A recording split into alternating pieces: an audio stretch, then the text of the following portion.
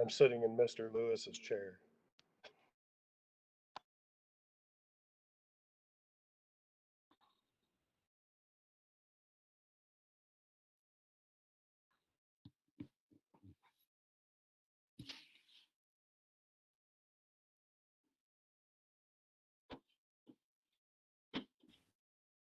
Mr. Lombardi, you will have to sanitize that chair after the meeting.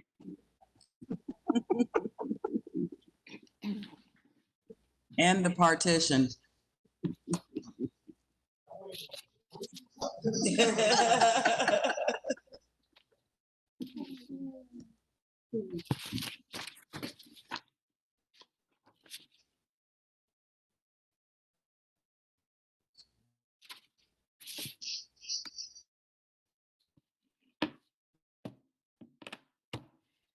This meeting will come to order. This special meeting was called by the Community Development Committee, which consists of Chairperson, Councilwoman Megan Starrett, and members, Councilwoman Nancy Halter and Councilman Ed Lewis, for the purpose to discuss and possibly pass ordinance number 89, 2020, and ordinance number 97, 2020. Roll call. Kramer, Present. Gregg, Present. Halter, Here. Hernkane, Here. Lewis, Present. Pittman, Here. Lombardi, Here. Starrett, Here. and Barrett. Present. Roll call of 9 present. Thank you, Madam Clerk. All present and accounted for. We have in attendance tonight with us the following city officials. Diane, if you could do a roll call. Mayor Catanzaro Perry, Barb Sylvester, Present. Jane Ferraro, I'm here. Debbie Bonk, Present. Justin Richard, Present. Bill Bartos, Present. David Croft, Jason Popeil, Samantha Walters, David Maley, Present. Steve Pedro, Joe Pape, Gary Lowry, Maud Slagle, Keith Mosier, Tom Bergasser, Lori Katagides Boron,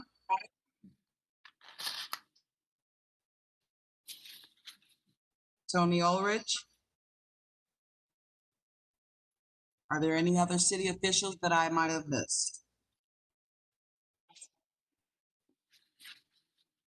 Thank you, Diane. Was the mayor here or not? I'm sorry? When you called the mayor, did she respond? I didn't hear it. No. Okay. I see Chief Mosier is on. Okay. All right. Mayor Kathy Catanzaro Perry,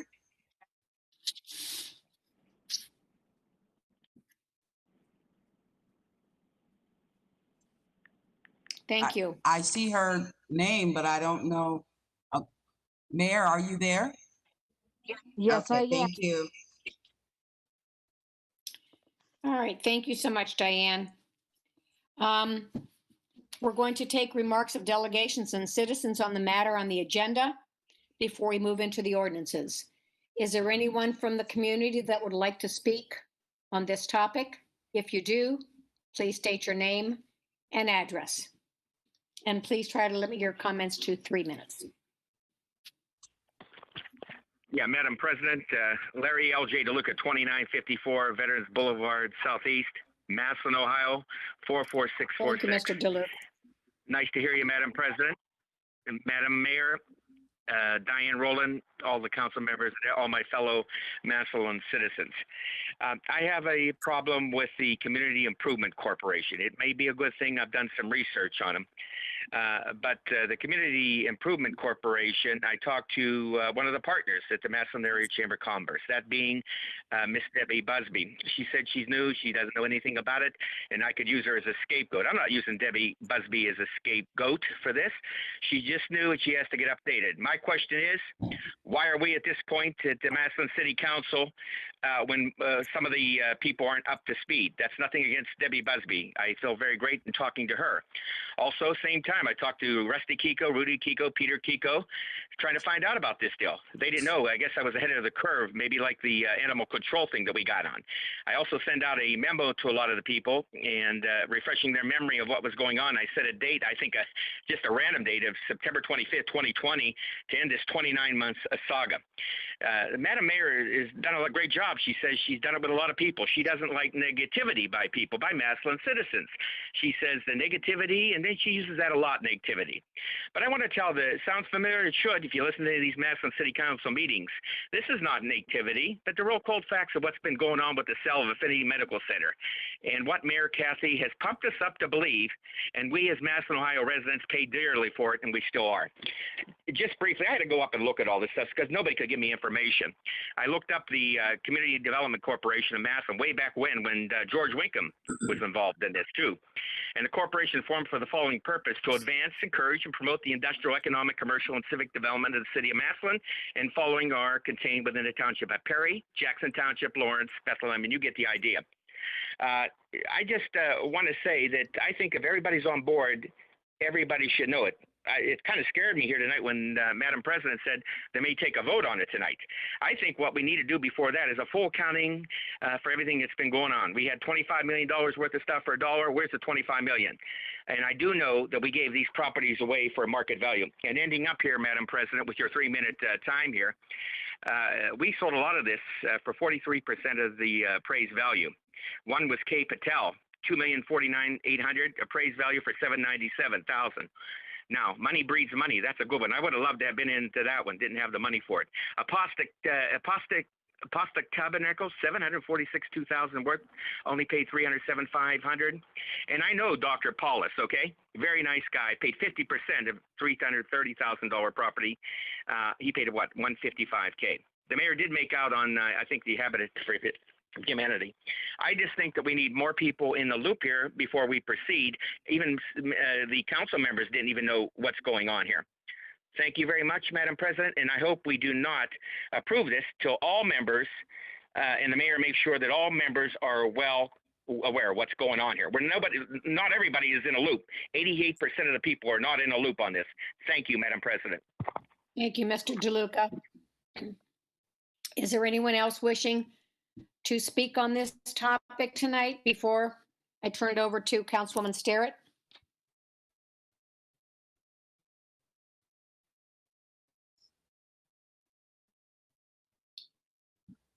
Hearing none. Councilwoman Starrett? I believe we need to read the ordinance first, Madam President. Oh, ordinance number 89, 2020. Thank you. I got excited. An ordinance authorizing the Director of Public Service and Safety of the City of Massillon, Ohio, to transfer parcel number 10003720, former Affinity Medical Center, located at 845 8th Street Northeast, Massillon, Ohio, and parcel number 10000149, former Affinity Medical Center parking lot across 8th Street Northeast, from the City of Massillon to the Community Improvement Corporation of Massillon, CIC, and declaring an emergency. Councilwoman Starrett. Thank you, Madam President. After speaking with Mr. Maley and Mr. Bartos after last week's meeting and some of the confusion that council members had as to why this was happening and why the administration was asking this to happen, we did call this special meeting and added an additional ordinance for clarity's sake. But just to get started tonight in discussions, I would ask if either Mr. Maley or Mr. Bartos, who's ever willing to address it, kind of explain why we need to transfer this property to the CIC in order to go towards an auction, and why we are then asking the city to consider to continue paying the expenses of the hospital after the transfer. I'm not sure who wants to address that, but if one of them can address that. Mr. Bartos, are you there? Yes, I'm here, Madam President. Would you care to comment on that? Sure, yes. So the administration asked what would it take to do an auction of the hospital property with KICO as the auctioneer.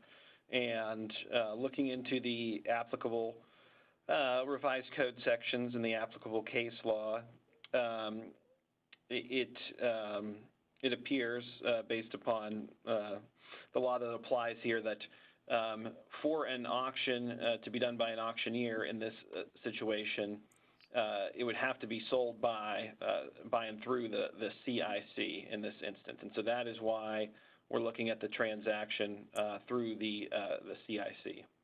And so we could do an auction with the safety service director doing the auction, but of course the safety service director, doesn't have special expertise in auctioneering, doesn't have all of the resources available that KICO does. So I believe the theory is that KICO is better suited to perform the auction and better capable of finding better bidders and better advertising than necessarily the city would be. So to have an auctioneer perform the auction, it would require the transfer to the CIC, and so that is why we have the CIC involved in this process. What was the second question? Oh, the lease, I believe, was the question. So the lease came about because we had the discussion. The auditor rightfully brought up the issue with Mr. Maley, and this came about before, when some of the properties were transferred to the CIC, but before the CIC ultimately divested of the properties. Once they're transferred to the CIC, they are owned by the CIC, and the question is then, well, who pays the bills such as utilities, taxes, real estate taxes? Who pays to maintain the properties? Who pays for insurances? And with the CIC, as I understand it, they aren't financially equipped necessarily to take on a long-term financial investment in a property of this nature. And so the theory was, as we discussed last time, perhaps we could do it do some sort of agreement where, as a part of the sale, we would just have an agreement to pay some of the financial expenses and costs. However, we did have some additional discussions, as Member Sterrett mentioned, and Mr. Maley was in part of those discussions as well. And ultimately, I concluded that it would probably be better to go with the lease agreement just to be safe, in case we ended up with an extended closing period, or if perhaps there was an attempted sale, but then it was perhaps rejected due to some issues with the bids, or et cetera. And so the lease agreement would allow for any contingencies. Mr. Bartos, Yes. could you tell me who the members are of the CIC? I am not involved with the CIC, so I am not aware of. I'm not aware of that. I have not been involved with that. So I believe the administration could probably speak to that. Okay, could someone tell me who's on the members of the CIC? Madam President, I don't know. I don't have a listing of everybody. I could get you a listing, but I hate to tell you because I'd probably forget somebody. How many members are on it? I'd say there's probably 9, 10 members at least on CIC. I got a listing back in my office, but I didn't know we were going to be discussing this. Anyone on administration tell me some of the members on it? This is Jane Ferrero. I am a member of the CIC. On that committee, there is Margie Boak, the gal who's in charge of the museum, Kuhn, the gentleman from Hammersmith, who is head of Main Street. I forget his name right now. Ted might be able to help out there. Ted, can you help us out with some of the names of the people on the CIC?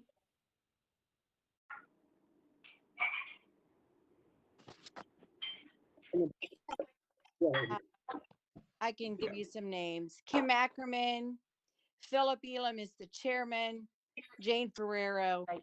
Ted Hernkane was when he was the president of the chamber.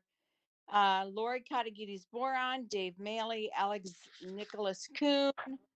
Mark Percival is the attorney.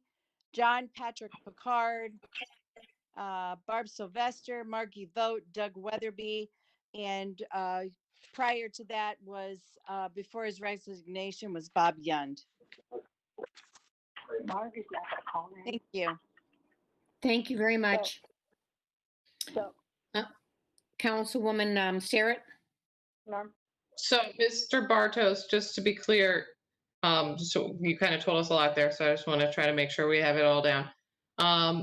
In order to enter into any contract with an auctioneer such as Kiko, the city must contract with or transfer the property to the CIC. The city cannot enter into that contract with Kiko to auction the property as the city entity itself.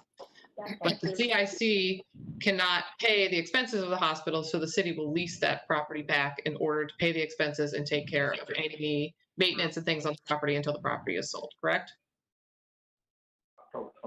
Madam Chairwoman, I think you had everything correct, except with the exception of the contract for the sale with Kiko, for the auction with Kiko, would be between the CIC and Kiko. I don't know if you stated that or not, but you were almost 100% correct in what you stated, and you may have stated that correctly. But for the auction to take place with an auctioneer, based upon a very old Supreme Court case that seems to still, possibly, apply here, and with this being a pretty significant transaction, it's probably better to be safe than sorry in this circumstance for us to use an auctioneer or for an entity to sell this property with an auctioneer.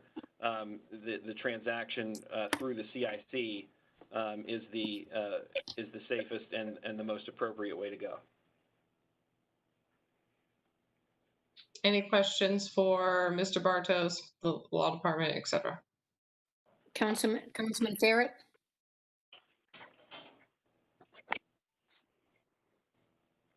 Thank you, Madam President and Councilwoman Stewart. First of all, I do want to applaud the administration for moving forward and attempting to offload this hospital property, but I had a lot of questions. My first question was at least partially answered, who is the CIC? And it really looks to me it's still like the administration.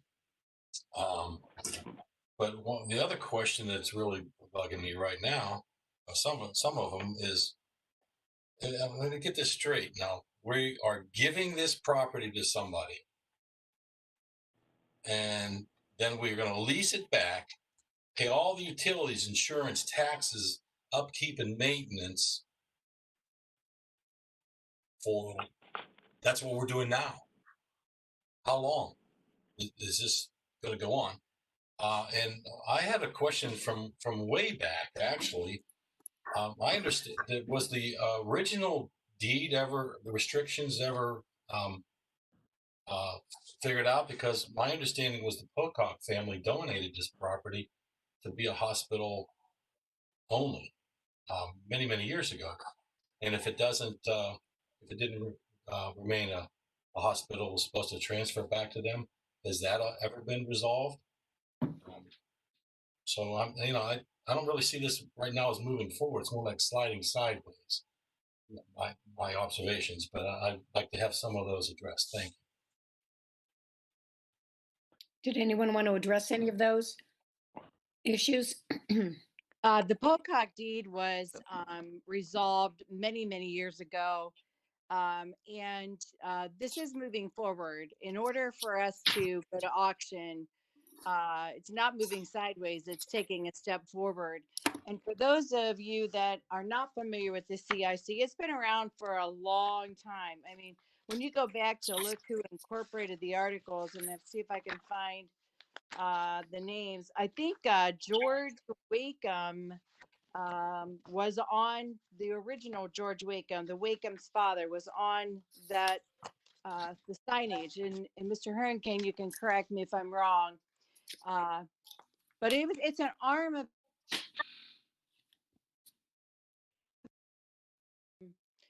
maybe need a bit of a history lesson. This is what it was created for items like this. And it's a way for the city to continue to do business. And so that the Pocock deed was handled way back when I was on council. So I hope that helps you, Mr. Barrett. Madam President, Nancy Halter here. Madam President. I'm sorry, I muted myself. Yes, Nancy, I'm Oh, sorry. thank you. I just want to say that I worked at the Chamber of Commerce for 8 years, back when Gene Berner was the president. We had dealings with the CIC and selling property in Massillon when Mr. Cicconelli was mayor often. This was not unusual at all. So if any of you are worried about it, and I'm sure Mr. Hernkane can agree with me, the CIC is a valid group of people, and this is a valid and thing that we did at the chamber many years ago. We just don't do it as often nowadays. So just so you know, Mr. Therrett, it's on the up and up. Thank you. Councilman Hernkane. Thank you, Madam President. I have 2 questions for Mr. Bartos, if I may ask. Yes.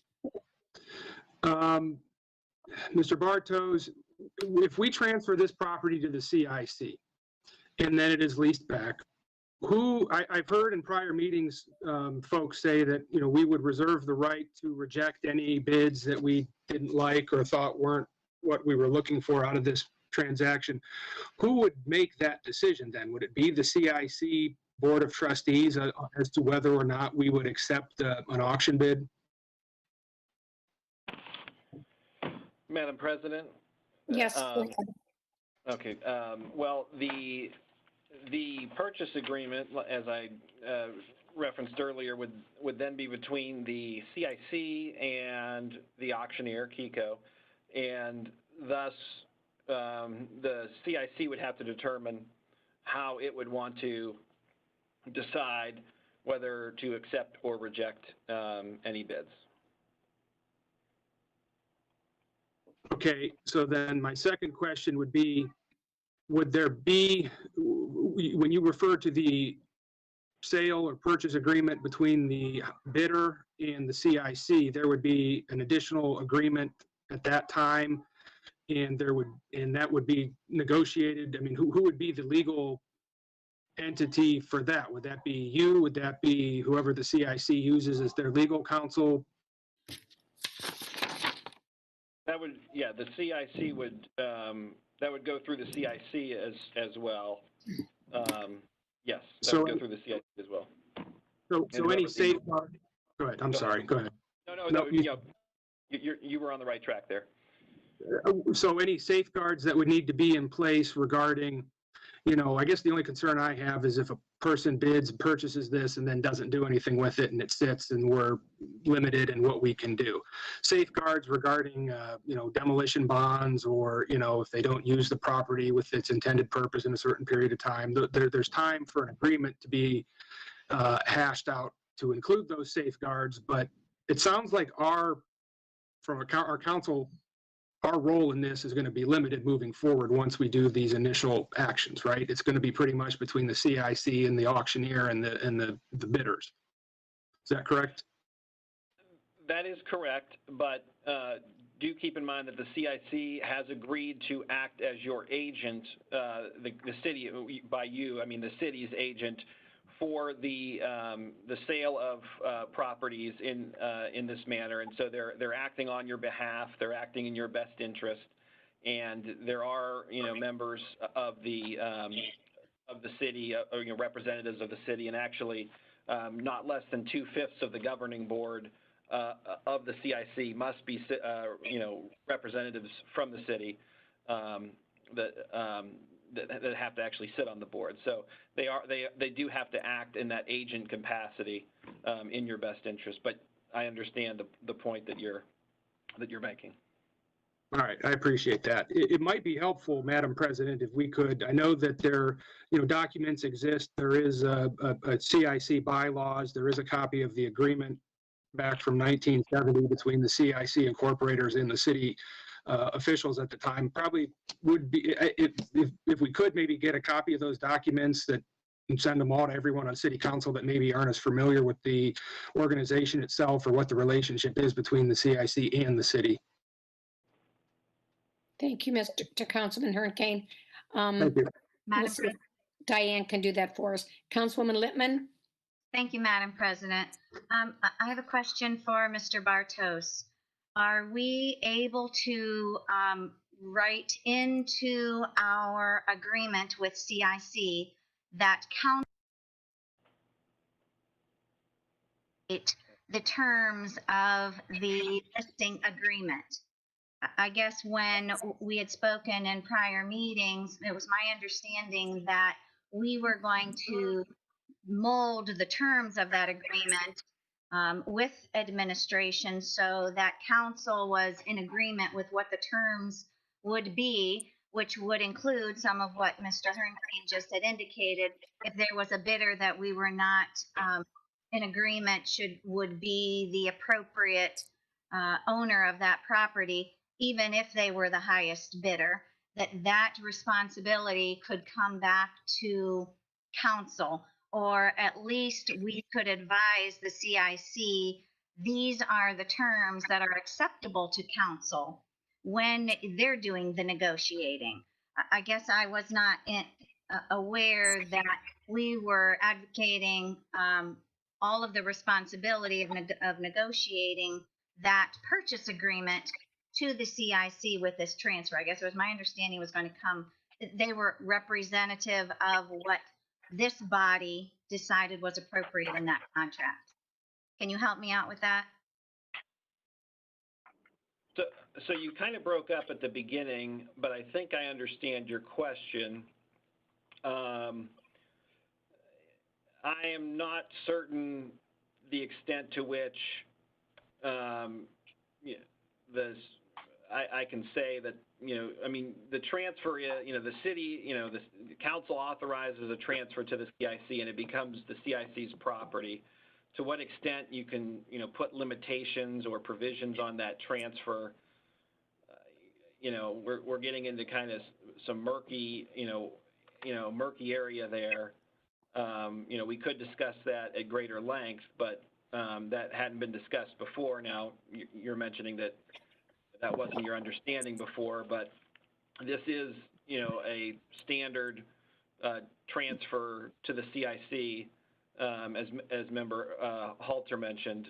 I've dealt with these before, and not here in Massillon. This is my first one in Massillon, but prior cities that I've worked with, and so. But I understand your question as well. So we could try to, structure something there, but, it is getting kind of,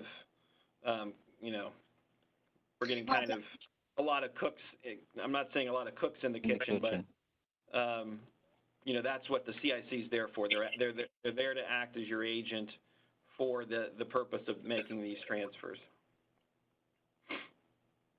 I certainly understand the need for the CIC.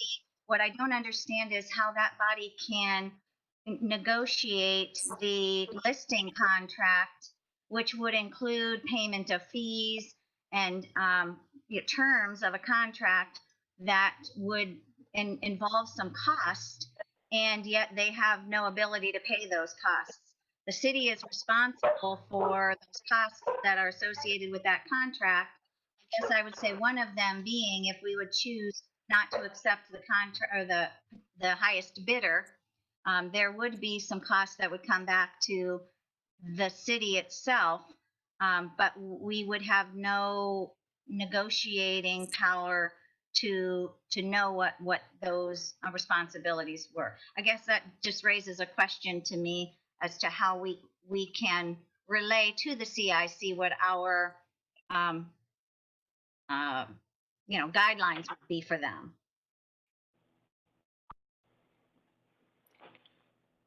Ms. Lippman, I mean, this basically is the same as what we did with the properties on Lincoln Way and the property at Marion. I mean, it's the same process, virtually the same contract that was discussed that Mr. Kiko and Kiko auctioneers did prior.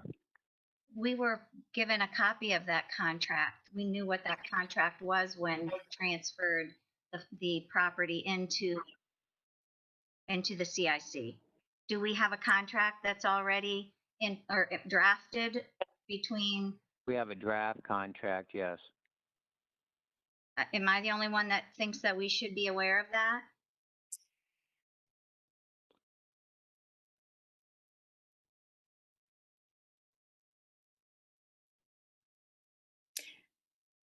Councilman Barrett, I thought you had your hand up earlier. I wasn't trying to ignore you.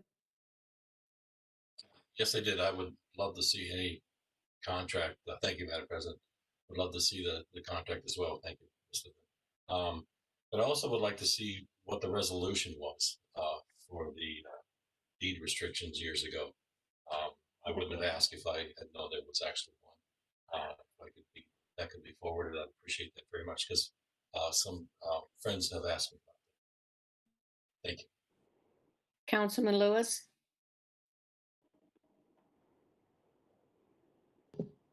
My only comments, I just want to point out, just from what I'm hearing, is we took on this hospital property, and one of the reasons that we agreed to this, some couple of years ago, was because we wanted to maintain control of the future of the property. Well, with that control comes costs. You have to pay upkeep, taxes, utilities, other things. Well, this council, over the course of this year, we've all kind of come into agreement and said, we're done paying these costs. It's not making sense to pay these costs anymore.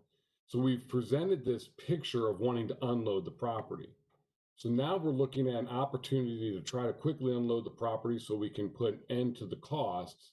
And now council members are saying, well, I want to control. We don't get both. We either control and continue to pay costs, and it's a slow, long process, or we unload the property and you kind of get stuck with what you have. That's what an auction is. You sell a house through a realtor so that you can have control, or you can sell a house through an auction and then you just get whatever it is. So we have to keep that in mind. If we want to continue to control, we can, but it might be a longer process with cost involved. And that's all. Councilman Barrett? That's great. I definitely want to see that go. When's the auction? Mr. Thayer, we anticipate if we can get this passed, we had hoped we got it passed last week, but there could be an auction by the end of October. I think a big difference, this is just how I'm looking at it, with the other properties is they weren't in the middle of a neighborhood. And I think we owe that to our citizens in the neighborhood. So could someone tell me what type of entity we would say no to? You know what I'm saying? I mean, it's the middle of a neighborhood, and I think we want to keep the integrity of the neighborhood. I don't disagree with you at all, President Eisnick. But don't forget that whoever purchases it will also be bound by the zoning. So how it is currently zoned, they cannot use it for any purpose that it is not already permitted to be used for. And is it residential right now? I believe it's residential, so an industrial or commercial enterprise couldn't come in there without our approval for the zoning change. And someone's going to buy it without having a zoning change? Okay, I was just asking. Okay, anyone else on council have any questions?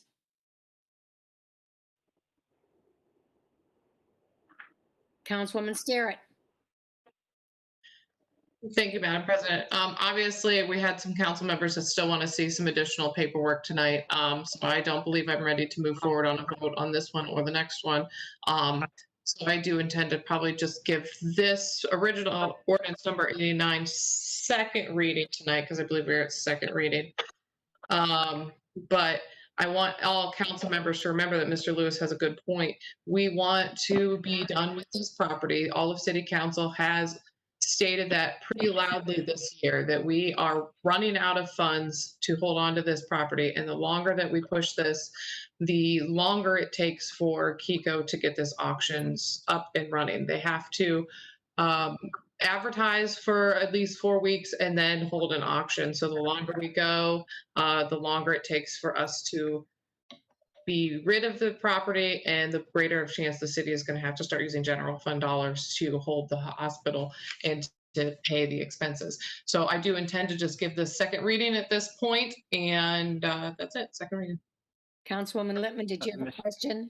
I just wanted to make clear my position was I certainly am in favor of this auction and relinquishing the city of the expenses related to the property. The only issue that I have is the actual negotiation of the listing contract. And we are putting that responsibility into the hands of another group that are not the elected officials that are responsible for the payment or the terms of that contract. So I guess the only question I would have is if we are privy to that draft contract and can look at it and feel comfortable with it, knowing that that's what the CIC is going to put in place with Kiko, it would certainly make me feel a little better. That's all. Anyone else on council? Madam President, this is if I may. Go ahead, Mayor. Council asked and worked with us, and we brought forth the opportunity to transfer the property as we did before and transfer it into the CIC where many city administrations sit on. You have to have some trust somewhere for this process. We recently received $149,000 back, and that's going back into the hospital account. And we've done very well with our due diligence on the properties that we acquired through the acquisitions. So I just want to assure council that we have everyone's best interest. David will share with you the contract, the revised contract, because we had it revised. And if there are any other questions, we would like to get those answered for council so that we can move forward with this. We want to have good weather because it will be live as well as online. And so we want to get this moving because we do want to have good weather. And we don't want to have to turn our generators back on. And so I want council to think about that. Those generators cost money and increase our utility costs. So we want to get this executed and get it done. So David will share the Kiko contract with all of you. If you have any other questions, we need to know what those are so we can get those answered. The CIC is not something that it just came about. It's been around for many, many years. And as Nancy said, was used prior to me many times. It's John, trying to think of his name, John from Malback.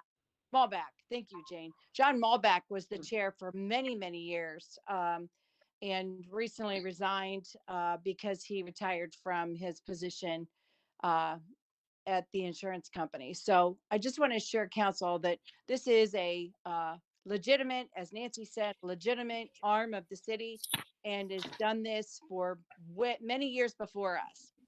Thank you. Madam President, this is Nancy. Yes, Councilwoman Halter. Thank you very much. I just want to say that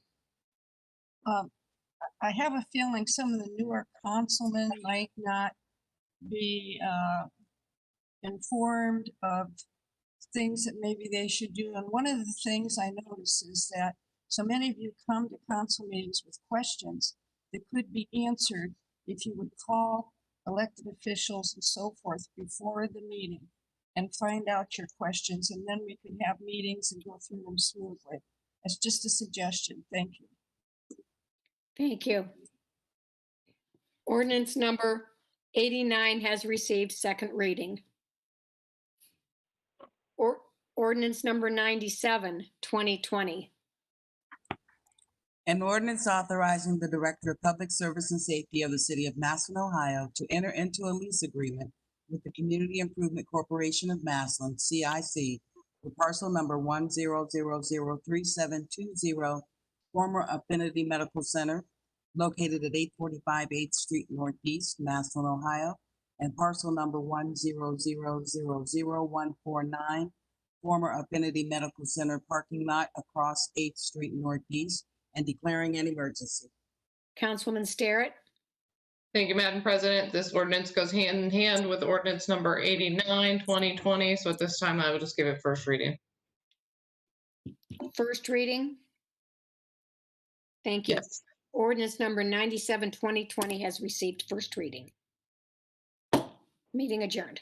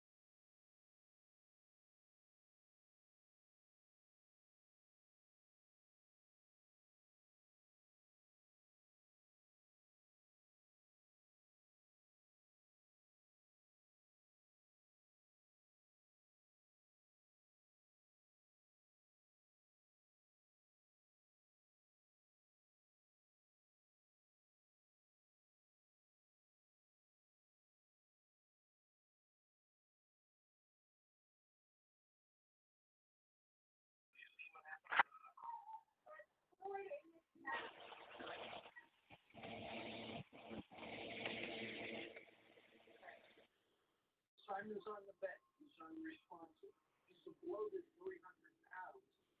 Lay him flat on his back on the ground. No pillow. I can't get on the ground. That's it. Try. But it ain't working.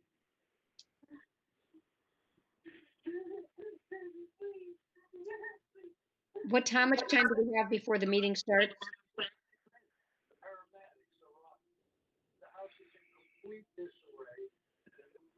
Anyone?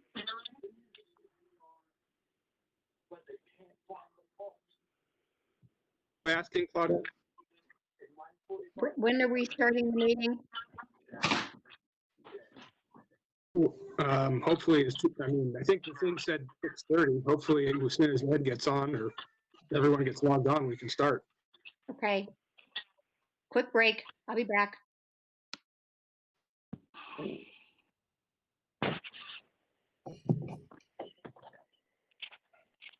I am on.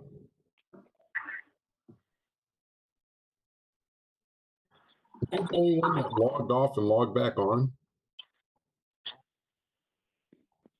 Yes. I thought there were two separate logins. I did. There were two separate invitations. Yes.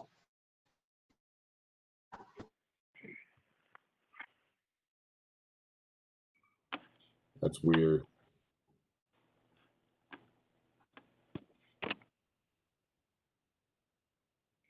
All right.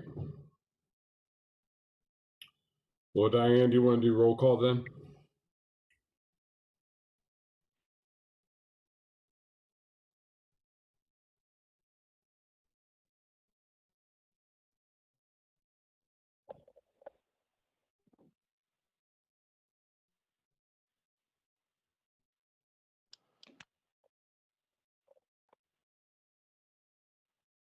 I'm assuming you guys can still hear me.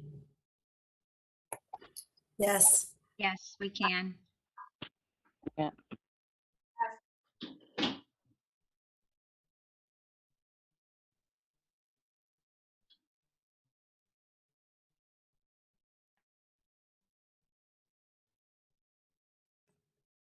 Okay.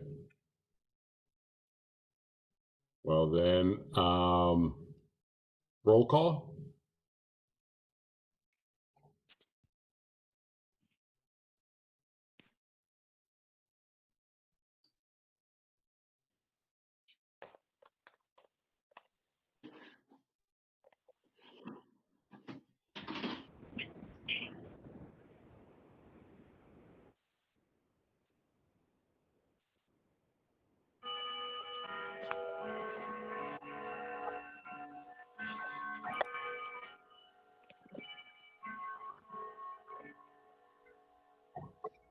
Mr. Lewis, Yes. Diane's having some audio problems right at the moment. It'll be just a second. Okay. Well, I'll go ahead and I'll call off some people because I see she's recording. I'm just going to go down the committees and call out. Starrett. Here. Hernkane. Here. Halter. I'm assuming is present with Diane. Kramer. Present. Littman. Here. Lombardi. Here. Greg. Present. Barrett. Present also. I'm also present. I know President Eisnick was present. City officials, do we still have Kathy and Jane Ferraro? Yes, I'm here. me too. And law department, do we have representation from you as well? Yes, Bill and I are both yes. Barb Sylvester, Yes, present. do we have someone here from the health department? Yes, I'm present. Thank you. Lori Katagides, Moron? She's not present. She had a family emergency this evening. Okay. Maley? Yeah, I'm present. And is Chief Moser still with us? I'm here, yes. Thank you. Before we get started with the different committees, I do want to say for any citizens that are logged in with us today, we do apologize for the late start of this meeting. Our special meeting for 6 o'clock did run a bit longer. If there are people from the community who are trying to log in and found themselves unable to do so for any reason due to the late start, again, we do apologize. I know that there are some issues before council that people want to be heard on, and we will continue to be discussing these for a few more weeks in the future. So opportunity will be made available to you as we continue to work through all of this. Let's go ahead and start with community development. Thank you. I do have one additional pending piece of legislation tonight. Obviously, we also have the ones that we just discussed at length about the hospital. Before I get to the rezoning of the St. John's Lutheran Church, is there any additional discussion or concerns about the hospital that need to be addressed tonight? I think we've all kind of talked about that tonight. So I will just move on. Looks like I don't see anybody, so I will move on to the church rezoning property. Before we get into any discussion, Diane and I have talked about scheduling a public hearing on this. We are looking at October 28th, I believe at 6 p.m. That is on a Wednesday. We felt that might be a little more appropriate to have this on a Wednesday rather than on a Monday prior to a council meeting, because Diane and I discussed, Diane had rightfully pointed out that there may be a lot of people that want to address this ordinance at this public hearing. So it may take longer than a half an hour. So we thought having it on an off council day would probably be better rather than pushing council meeting back even further. So that's Wednesday, October 28th is when she's planning on having that scheduled. So mark your calendars if you plan on attending the public hearing for ordinance number 88-2020. At the last meeting, there was a question brought up about emergency language and referendums and things along those lines. After speaking with Mr. Bartos, we do believe it is appropriate that emergency language be removed from this ordinance, just because we don't feel that emergency language is appropriate for this situation. Mr. Bartos, can you address that? Yes, Member Starrett. As we discussed it, I think last week together, an ordinance of this nature and the zoning, I think a zoning ordinance just in general would not be appropriate for an emergency clause. Quite frankly, when I drafted it, and I discussed it with Diane, I kind of drafted it that way. So anyway, so if you look at it, it doesn't even include the emergency language. So just because I don't think it's appropriate under any circumstance. So even though it was requested, I don't technically think it could be legally done. So I wouldn't want to help prepare something that would be potentially illegal. So it's not technically in there. I know we discussed possibly an amendment, but if you want to technically put it on the record that it was amended to take that out, that would be fine and probably appropriate. But given the nature of this ordinance, I don't believe it meets the statutory requirements for an emergency. And just for clarification to everybody on council, it is not on the, it is, emergency language is requested on the legislative request, but it is not in the actual legislation. So there's no amendment technically needed. That's what he's saying. It should just maybe a record be made that it is not in the legislation as written. It is only on the request. So it did not make it into the legislation. So I don't believe emergency language is appropriate as well. Because I know I just want to make it clear to everybody, if this does pass through city council, the lack of the emergency language would allow for citizens to hold a referendum vote if possible, if they can get the signatures that are required. So Mr. Bartos, can you address that as well, just so everybody understands what the referendum is and how that would work? Sure, yes. So the referendum process would be whenever an ordinance is not an emergency, or when it doesn't meet the supermajority requirement to trigger the emergency passage, the 30-day window before an ordinance goes into effect, the time period that members of the public have to collect the petitions for referendum, and that's established in 731.29 of the Ohio Revised Code. And so the process is laid out in the Ohio Revised Code, and so it's pretty clear and cut and dry. But it's basically 10% of the electors who voted for the governor at the most recent election for the office of governor in the municipal corporation. So it would be going back to the last time that the governor was on the ballot statewide, looking at the number of voters in the city of Massillon who voted for governor. That would be the number, and then taking 10% of that number and that would be the amount of signatures that would be required.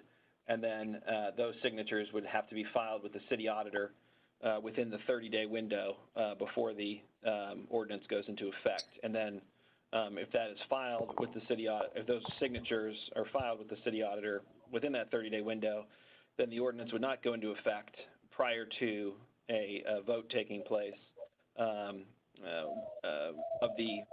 all the electors in the city on the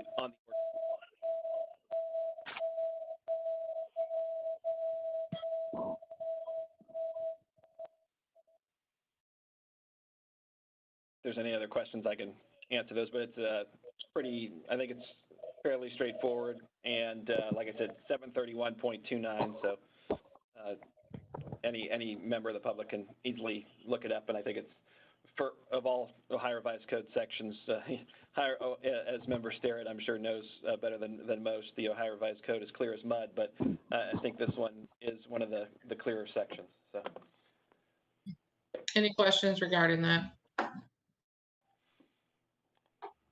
Okay, I think that is just another protection. If this ordinance does pass, the citizens that are opposed to this would have the ability to attempt to see if the rest of the citizens of Massillon feel the same way and try to get that on as a votable issue. Also, I just wanted to address, everybody at City Council should have gotten an email from Craig Sanders showing some of the support he has seen circulating on Facebook for this ordinance. So if everybody make sure they take a look at that and just continue speaking with your constituents. I think those of us most of us on City Council have seen that we don't usually see a lot of people that support things coming to talk at City Council. It's usually those that are opposed. So continue talking to those around you. I have seen a lot of support for this rezoning when talking to constituents, and a lot of people do feel that they support it. We just don't tend to hear that in the news. So if you have people that are speaking in support, encourage them to come to meetings and speak out to City Council members so everybody can hear them.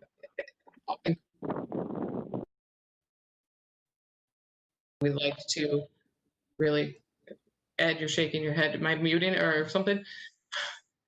I'm good. Okay. I just want to make sure I wasn't cutting out. So just encourage people to come speak out either way. We will have a few more meetings and the public hearing, and we'd like to hear from all of those in the city. Mr. Lewis, did you have a question? I saw you raise your hand. Yeah, I just wanted to state that I just received a text message from a constituent in the affected neighborhood, and they're telling me that for the second week in a row, the number for this meeting was invalid, and that many of them and their neighbors are unable to get in there. So whatever this issue is, we need to figure out how to resolve it so that these people can get into these meetings.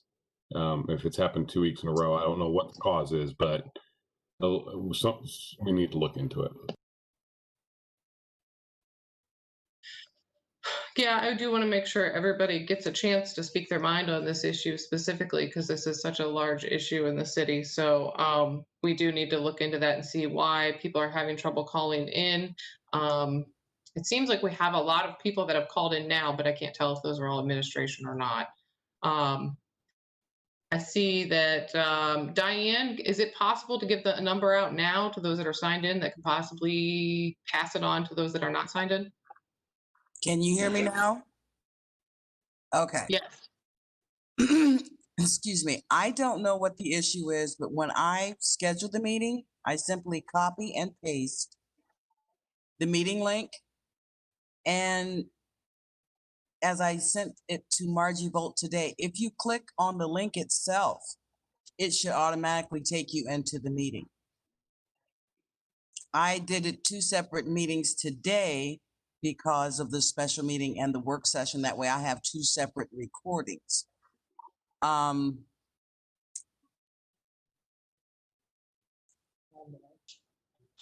I wonder, since we do have, well, I don't see Mr. Lombardi right now on my screen, but since he is down in chambers with us. Yeah, since he is down in council chambers, I wonder if come time for the public hearing, if we limit the amount of council members if we're back in council chambers, if maybe we limit the amount of council members in chambers on that night to allow maybe the public come in one by one to address things, their concerns, and maybe that could limit things. We'd have to talk to Terry Argent, obviously, in the administration, to see if those that have trouble using technology can at least have their chance to speak and be on the public hearing or something along those lines. Mrs. Sterrett? Mrs. Sterrett, this is Mark Lombardi. Yes, May I please. speak? Okay, I believe what the problem is the information is coming through from one or two people. It's being retyped and sent out. I think it's probably not timely information. I have suggested to most of the people that I've spoken with in Ward 1 to call Diane and get on her mailing list so that they get the exact information from her that they can use to connect. I believe what's been happening is they've been, passing out information, assuming the link's good for weeks, and it's not. The link's going to be different every week.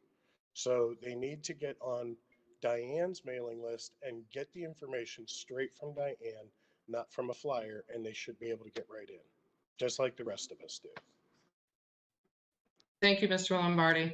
We will continue to work on that, and hopefully over the next couple weeks, we are still at least a month away from even being able to hold a vote due to having to have the public hearing. So hopefully we can iron that out over the next couple weeks and all citizens can get a chance to speak. Beyond that, I just want everybody to, we need to also consider when thinking about rezoning this property, if it isn't rezoned, what is going to happen to this property in the long run? Nobody has really addressed that. It seems clear that the church does not want to utilize and keep this property in the future. So if it is not rezoned, we have to think about, is it going to become an abandoned property, a foreclosed on property? Who is going to take care of that property? And I think that's something that needs to be considered. Because I'd hate to see that large piece of property go abandoned and then become an eyesore even further. So I just think that's a point that we should be considering as well moving forward on this. Any further discussion tonight?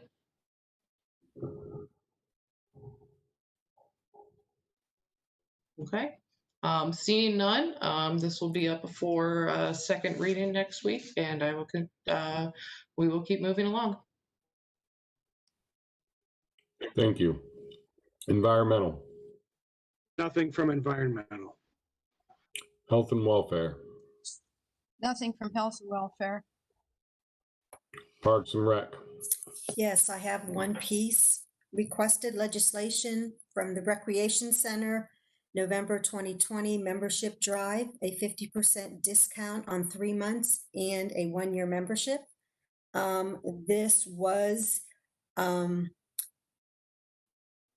This information was given to the Park and Rec Board on the September 23rd meeting, and they did vote. The motion carried 4-0. There was 1 member absent. I believe we have Park and Recreation Director Steve Pedro on, so he can speak to this. Steve, would you like to elaborate a little bit more about this?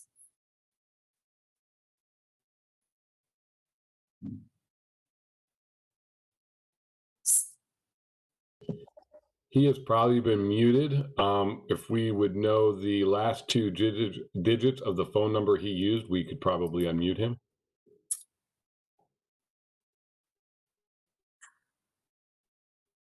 Let me find out if he's on his cell phone.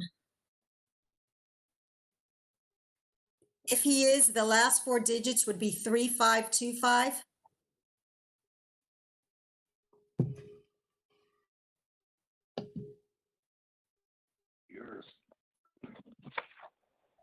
Oh, he's unmuted. Hi, Steve. This is Jill. Can you please tell council regarding this requested legislation regarding the membership drive at the Recreation Center? Correct. Hello? I'm sorry, can you hear me? Yes, please, Steve, this is, just please let council know this requested legislation regarding the discounted price for the Recreation Center membership. Okay, every year we have a membership drive. Last year we did 2 weeks free for new members. This year we decided to do a 50% discount on a 3-month and a 1-year membership. It's just as every year, we want to try to get more new members in here. We talked to our board, they approved of this, and I'm asking for council's approval as well. Are there any questions? Linda? Yes, this would be from Mr. Pedro. Can he elaborate membership and what percentage has that been, as well as the reduction of revenue? I know COVID has certainly affected all businesses, but I am curious as to how this has affected our rec center.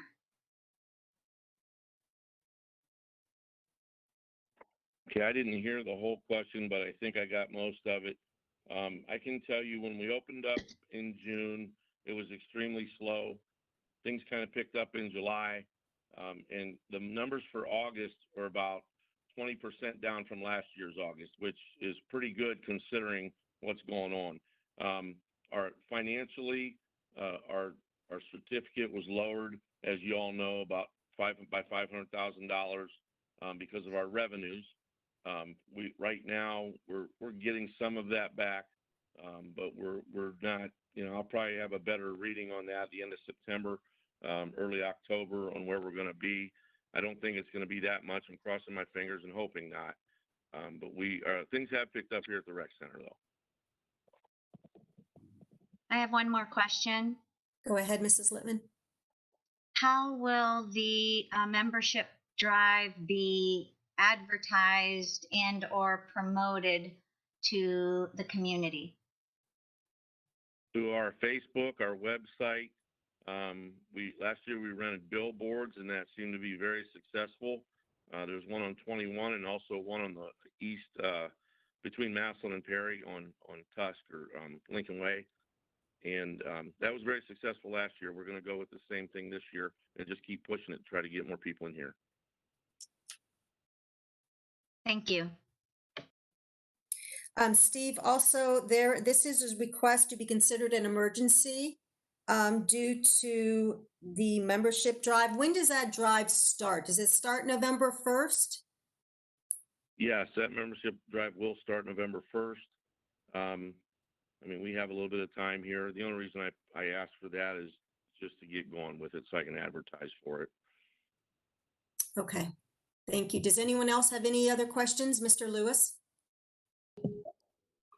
Yeah, first I'll just compliment Mr. Pedro and his staff. Being at the rec center probably 4 or 5 days a week, the staff is doing an excellent job of assuring safe protocols are in place.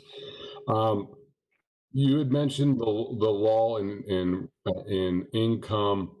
I would imagine some of that, just so you can explain a little bit more, was didn't we extend the renewal period for existing members by about 3 months, and so that may contribute to some of the law. And now, by virtue, every year you're going to have this little, because you've created a bottleneck at the end of summer, beginning of fall season. That makes sense. Yes, we did extend everybody's membership for the days that we were closed, and I just figured that's the least I could do for them. Now, some of them still haven't come back, but they were all on June 1st when we opened. We extended everybody's membership for the days that we were closed, the amount of days that we were closed. And yes, thank you for bringing that up, Mr. Lewis. That is going to push things probably every spring, maybe for another year or two, until everything gets caught up. Great, thank you. Are there any other questions? Okay, this is all I have. Thank you. Did you give your verbals from your committee? Yeah, to can I put get on the agenda? verbals? Thank you. I give my verbal. This is Linda Littman. I give my verbal as well.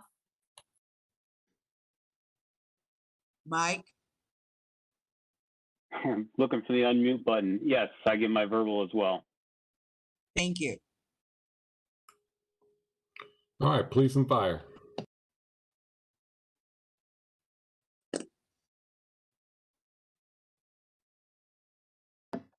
Oh, I'm sorry, I was muted. Police and Fire does not have any legislation this evening. Public utilities, I have nothing, Mr. Lewis. rules and courts, Yes, thank you, Mr. Lewis. I do have a couple items. The first item is request for legislation. Please prepare legislation authorizing the auditor and the mayor of the city of Massillon, Ohio, to enter into a contract with the local government services section of the Auditor of State, LGS, to compile the basic financial statements for the city of Massillon Health Department for the year ending December 31st, 2020. There's a contract attached to this request. This request is asking for emergency request, and the reason for that, the contract needs signed and returned by October 30th, 2020. Is there someone from the administration who would like to speak to this?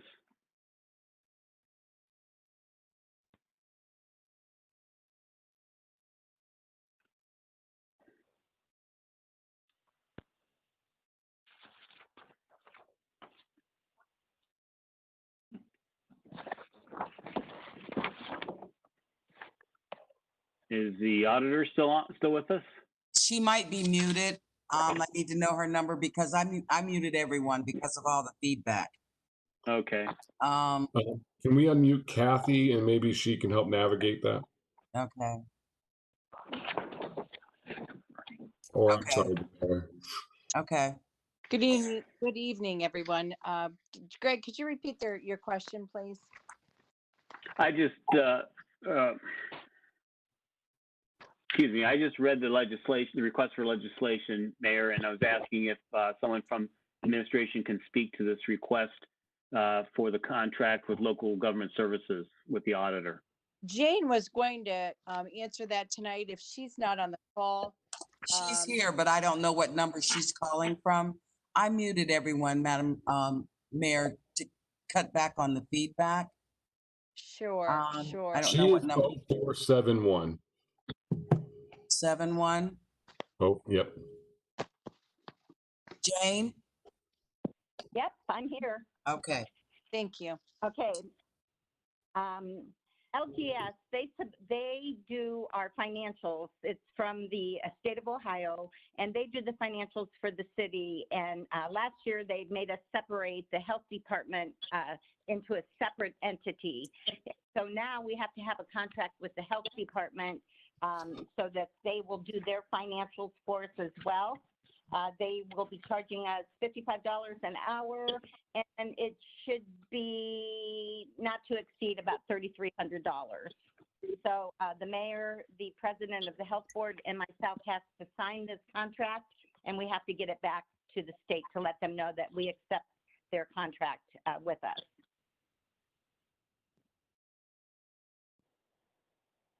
Thank you, Mrs. Ferraro. One question I have is you said this is a contract that we have done in the past. I know you said it's new with the health department, but is this the first year that's a contract with the health department? Second year. Second year. So we've done this before. Right. Okay. They just separated the health department out a year or so ago, and so we still fund the health department, but they are a separate entity that is audited separately. Okay, thank you. And as far as the cost is concerned, are those the same as the previous year as well? It did increase a little bit, but not substantially, and we have the money for this, for the $3,300. Okay, thank you. I would ask if there are any Rules and Courts Committee members that would like to ask a question or make a comment.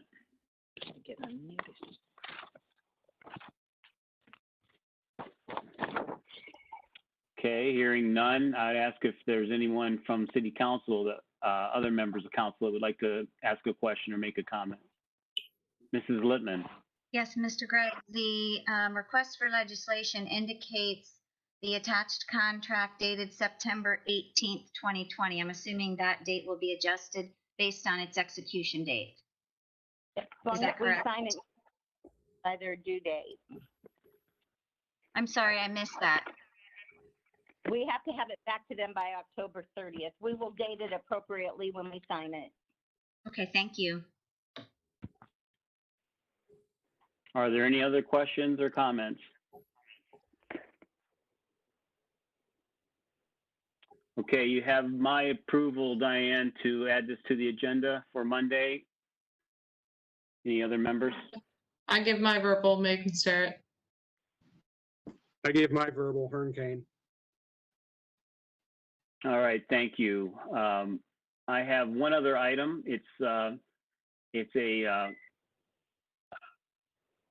Actually, it was a copy of a email that was sent to me by Mrs. Lippman regarding one of the rules of council.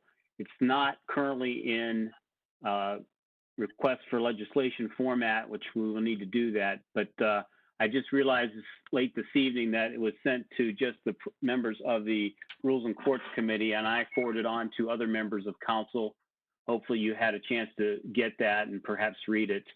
But it's regarding Rule 18, and which currently states the president shall not later than the first regular meeting succeeding the organization of council in each term appoint the standing committees consisting of not less than 3 members each for the ensuing term, subject, however, to approval of a majority of the members elected to council. Council may, by a majority vote of all the members elected thereto at any regular meeting, change the personnel of any committee appointed by the president. And then it looks as a proposed addition or change to that rule, any member of council may present an assignment of standing committees in addition to the president's.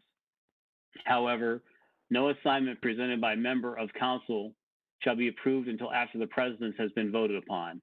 If the president's assignment of standing committees fails to be approved by a majority of the members elected to council, an assignment of standing committees presented by any member of council may be approved by the same majority. Mrs. Lippman, since you sent this to me, can you comment on this?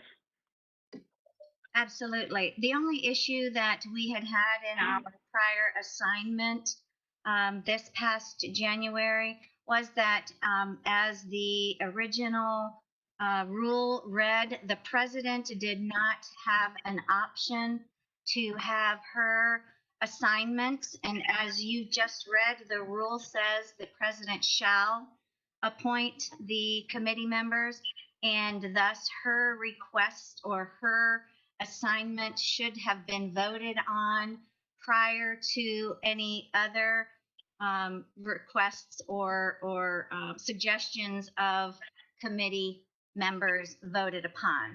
So I think in my interpretation of this rule, that's exactly what it says. But in our prior practice of this rule, it was not carried out. So my request to you as the committee chair would be to just allow that clarification that the president's request for committee members be voted upon. Now, if it's voted down, then certainly, again, as it's stated in the rule, then another member of council may have their request heard and subsequently voted upon.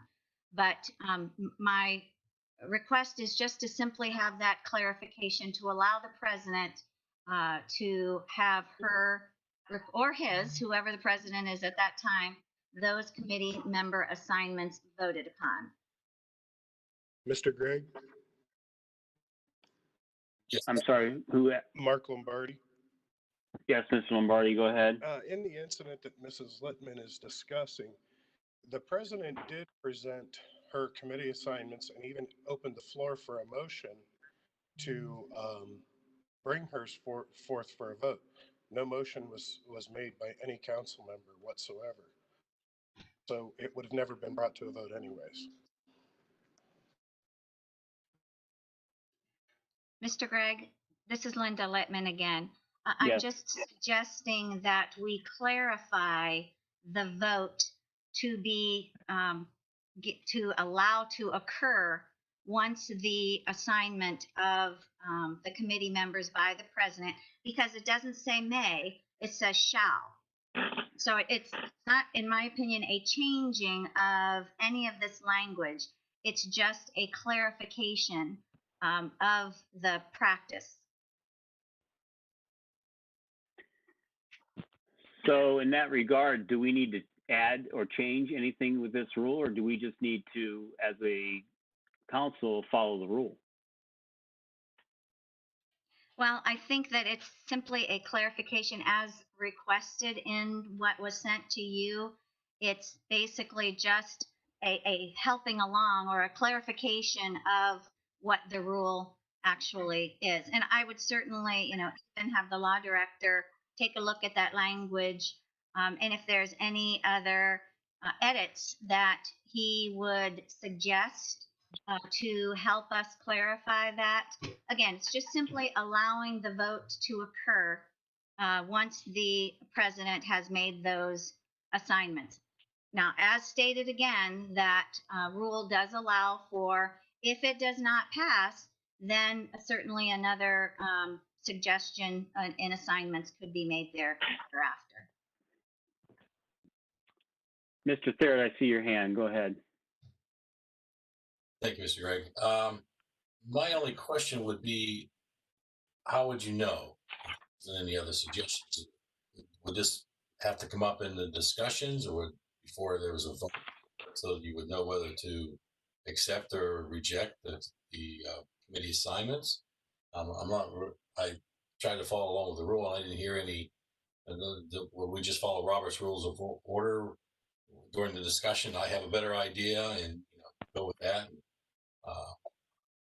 I don't know. I thought it worked pretty well last time, but I guess we'll see. Bouncing off the law director is probably a good idea. Thanks. Thank you, Mr. Theret. Any other questions or comments? Mr. Gregg, Nancy Holder. Yes, Mrs. Halter, go ahead. I recall reading Mrs. Lippman's rule that she sent. My concern is, I think it's best if we would keep, and I don't know if this has to be written in or not, I would prefer to keep 3 people on a committee and not go to 4 or 5. Just keep 3 on every committee. It's always worked out that way. It's the way we've always done it. It's been fine. Thank you. Thank you, Mrs. Halter.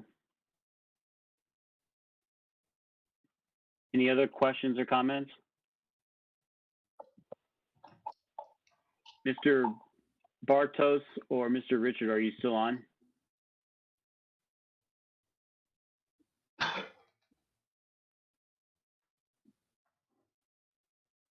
Probably muted.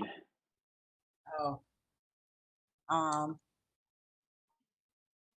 He was, let me see, he was a 1-8 number. 20. I know Bill was a 1-8 number, and you are a 20 number at the end. Okay, here we go. Am I on? Yes. All right. This is Justin Richard. Certainly, now that it's been discussed at an open meeting, our office is willing to look at that. We can certainly put a proposal together that maybe clarifies it. Certainly, and I wasn't around in this capacity at that time, but it certainly sounds like this is where an ordinance meets the regulation rules of Robert's Rule of Order. So, and certainly something together. We're not for the and I'm sorry, Mr. Richard, you're breaking up. I don't know if it should go as much as us restricting. Can you hear me or no? Now we can, yeah. I don't know if it should go as much as restricting specifically 3 members per, but if that's certainly what the council's requesting in my office, we can do a combination of those aspirations. And so there can be something in front of council and then it can be discussed and ultimately modified or amended if need be. All right, thank you. I think that's what we'd like to see. If you can put something together and bring that forward to me, and we can take a look at that at a future meeting. Thank you, Mr. Gregg, for your consideration. You're welcome. Thank you. Any other comments on this? Okay, Mr. Lewis.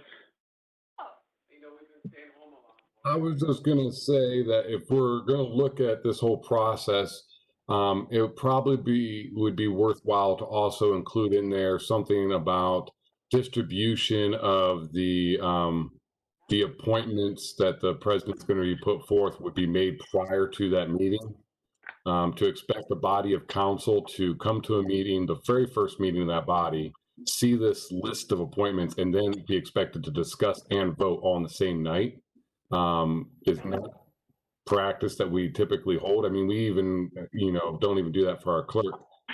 So distribution prior to, and it should also be distribution of one list for the council to consider. Just something else, if we're going to look at this rule, let's look at it and really make sure we land on one change that we all will think benefit council. I agree. Anything else? Mr. Richard, you have what you need? No. Yes, sir. Thank you. And let me, if I may clarify, Councilpersons Lewis and Greg, distribution prior to the first meeting, possibly limiting committee members to 3, not the language of 3 or more, and then ultimately giving the first vote, regardless of rules of order, to the council president. Did I succinctly get all that? I believe so. Mr. Hermkane, do you have your hand up? I did, Mr. Greg. I'm going to throw a wrench into the logic here. If you're a new member of council at the beginning of a new year, and you're elected and you're a new member, you probably don't have your city email set up. So if you're receiving a list prior to that, you're probably getting it from a personal email, so I guess you could have it a hard copy. I'm just saying that might pose another as well. Yeah, I think we can overcome that. I think that perhaps once a new council member is elected, they can provide their personal email that Diane can use to distribute whatever needs to be distributed to them prior to the first meeting. Okay. Mr. Lewis? I was just going to say, just throw everybody's ideas, Linda's, Nancy's, myself, just throw them all in there right now, and then we can peel them away if something doesn't make sense. But that way we capture everybody's thoughts, peel away what doesn't work or doesn't make sense until we come to the final molding that we all would like to see go forward. Right. I agree. My thoughts exactly. Okay, very good. Unless there are further comments or questions, that is all I have for Rules and Courts. Mr. Gregg, Yes. may I ask one more question? I know that this falls under Rules and Courts, but I would ask that perhaps all members of council would be privy to the draft that Mr. Richard would put together so that we can also assist your committee or have opinions anyway in molding that to a rule that we can all be happy with. Would that be your approval? Yes, Mr. Richard, if you would, whatever you come up with, if you would see that goes to all members of council and the council. I'll distribute it to Clerk Rowland, and she can distribute it to all parties involved. That's fine. Thank you, Mr. Gregg. Okay. Again, that's all I have. Streets.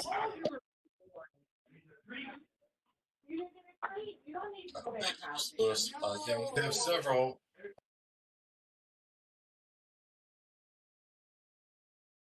We have several for streets and highways tonight. There's a request for legislation to prepare ordinance to authorize the Director of Public Service and Safety to advertise for and receive sealed bids to enter into a contract upon award and approval of the Board of Council Control, lowest and best bidder for intersection streetlight improvement project. That's an intersection located at Ridgefield Drive Southeast and Nave Southeast. and the projected cost is $140,000. Just as to allow for construction to proceed. And I had a short conversation with Mr. Maley today. The primary need here is because we have a new company moving in to the business district down there that is anticipating a lot of increased traffic, and they need some control at that intersection. So if there's questions, probably Mr. Maley or Mr. Opio, engineer department, they could answer those questions for you. Yeah, hi, this is Jason. I just want to let you guys know, Dave Maley's last two numbers are 77. If you want to unmute him, I'll let him start.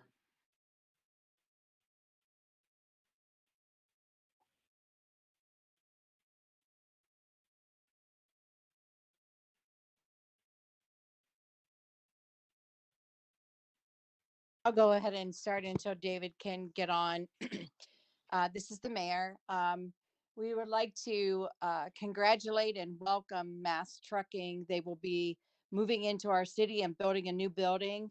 And it's a very exciting time. They're going to bring over $2 million in payroll and over 100 employees. So we're very excited about this, and we want to be able to accommodate for the increased traffic that's going to arise. And they need to be able to get their trucks out efficiently as well. And so, Jason, you can continue from there. Thank you. Yeah, we did a quick study on Business Place, and as a result of that study, we went all the way to Route 30 and found that putting this light in will actually be quite beneficial. We're actually improving the curb return on the southwest side of north side of Nave and Richville to help with the school as well. It's really a win-win project. If you can get Dave on, he can finish it up, but we did do a study that went all the way from Business Place to 30, and there's no negative consequences to putting the light in. Mr. Popeil, would that be at the intersection then at Nave, not Business, right? Correct. Yeah, this one's going to be at Nave, which is the north Nave on Richville, just north of the school. And it's just make sure it's a traffic light, not a street light. This is a traffic light.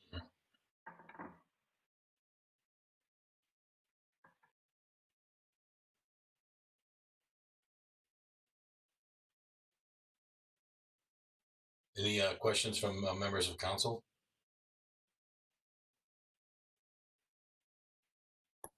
Mr. Therrett, this is Linda Littman. Go ahead, please. Yeah, my question would be, where is the 140,000 coming from?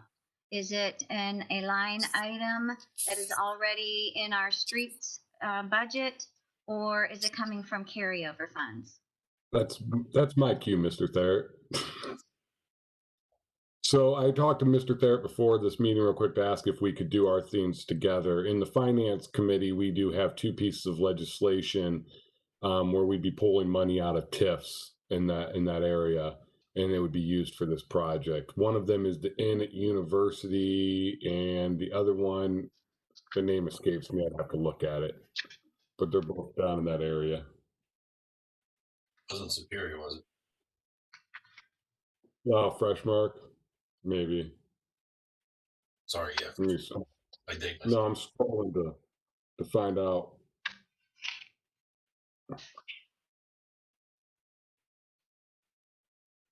So that will be answered during finance then, Ed? Well, yeah, we're talking about it at the same time, just so my finance committee knows. It makes sense to just kind of discuss this whole project at once. So they'd be taking $95,000 out of the Freshmark TIF, and then they'd be taking 45,000 out of the Inn at University.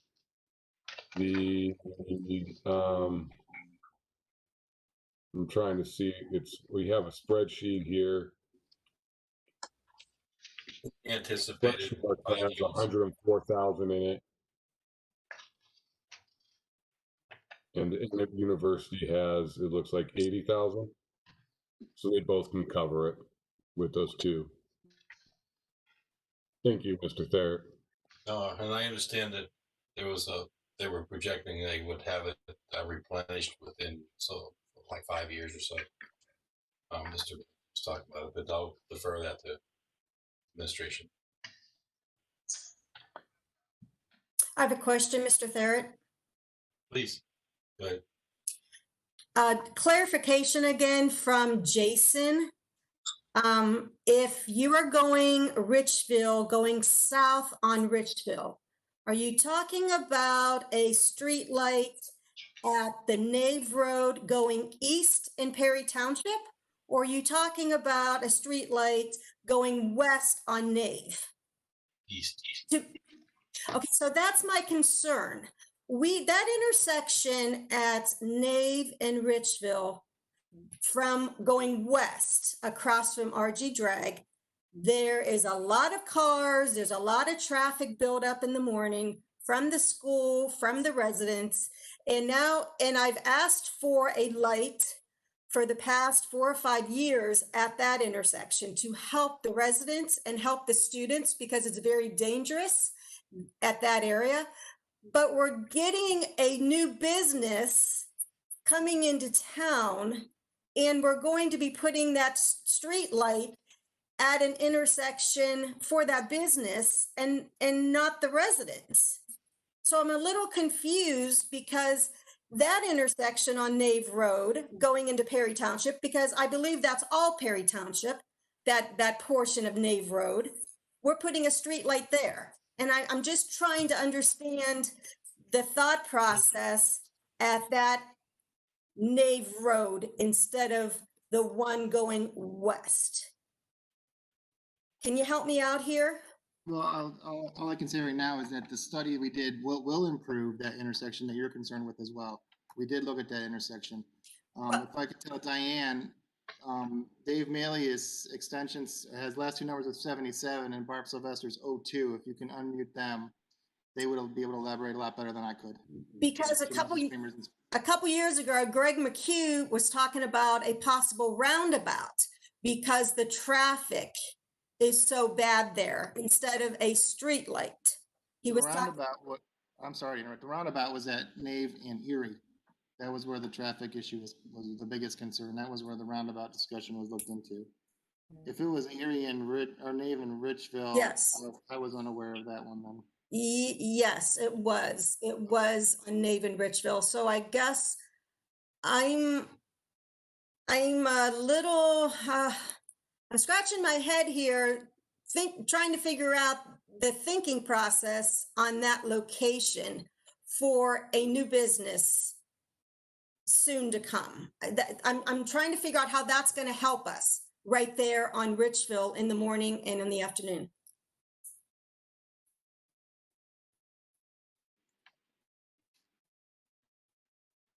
Yeah, are you able to unmute Dave at 77 or Barb at 02?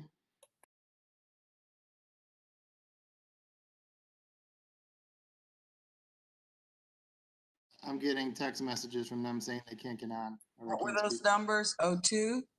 02 is Sylvester and Mr. Maley is 77. Okay. You're unmuted. Barb? Dave?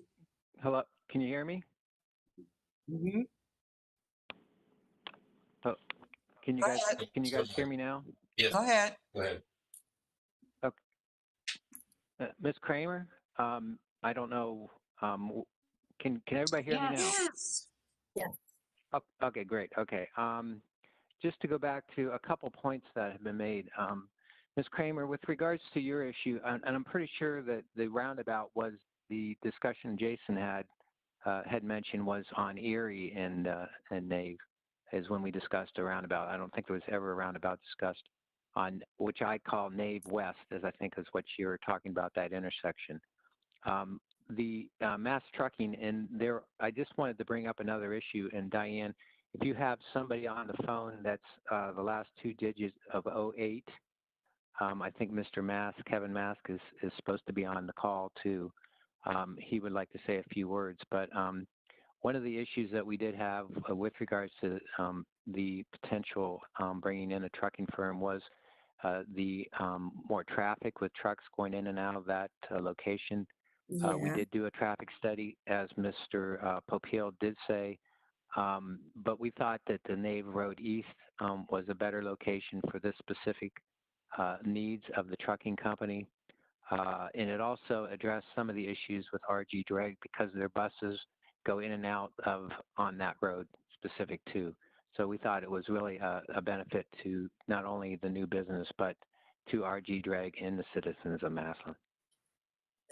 Mr. Maley, can you please answer, if I may ask, with traffic coming off of Route 30 going north on Richville every morning, along with students and residents trying to pull out of Nave West, how is that traffic light on Nave East going to help traffic coming off of 30 and those residents pulling out of Nave West, when there's already a backup now and a difficulty, people pulling out of Nave West? How's that going to help? Well, I know that I can't answer how it's going to help. I think that might be an engineer question, but I can say that it's not going to hurt RG Drag with regards to it. We are improving that intersection, make it easier for their buses and stuff to get into the facility. This was a necessity, to be quite honest with you. This was a necessity for the trucking company to locate here in Massillon. They felt very, very strongly. We thought we would try to accommodate them. We are, and Mr. Thayer, I think, mentioned this briefly, but we anticipate to bring forward a TIF for that particular property. So we look for it to be a zero sum because over the course of the TIF, we anticipate to basically bring back the funds that we'll be spending to put up the street light, or not street light, but traffic light. I have another question. Is that are we talking about Perry Township? Is that area Perry Township? Because I thought at one point Where the street, that portion of Richville. No, where the traffic light will be? Yes. Uh-huh. No, we wouldn't be putting in a traffic light in Perry Township. When you go east out, I don't know how far east you have to go. You don't have to go a great deal of distance east on, because I call it Nave West and Nave East.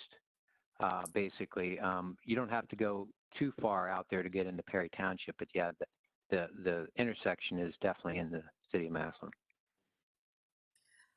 Okay, so I know and I appreciate you thinking about RG Drag buses and the new business, but what about the hundreds of houses and residents in that area pulling out of Nave West every morning? That's my concern, because I see it and I see the students, these young drivers pulling in and out, going to RG Drag and pulling off of Nave West. And that's my concern. That's a big concern right now. Ms. Creamer, can I have a question for you? Just the rest of us council members, I want to make sure we all understand what your point is, Ms. Creamer. Is that okay? Sure. Mr. Thayer, is that okay? When we say Nave West, you're meaning the portion of Nave that goes between Richville and Erie, and correct. Nave East would be the part on the other side, correct? That runs behind South RG Drag. Perry Township, yes. Yeah, and your concern is when residents are traveling on Nave West to Richville, correct, and then making a left to head north? Yes, yes. Because if they were heading south, there'd be no problem because the light would stop the traffic. Correct. But heading north, we're adding more traffic with that street light right there. You're going to have a backup. That's my concern in the morning. I think, and I did have a conversation with Greg McHugh a couple years ago. It was just a conversation with him and I regarding the traffic each morning and in the afternoon, because you have ARE coming down Nave to Richville, and they're also pulling out at 3:30. So there is a long line of traffic between 3 and 3:30 from ARE and from RG Drag, and the regular traffic coming from Richville. That's my concern.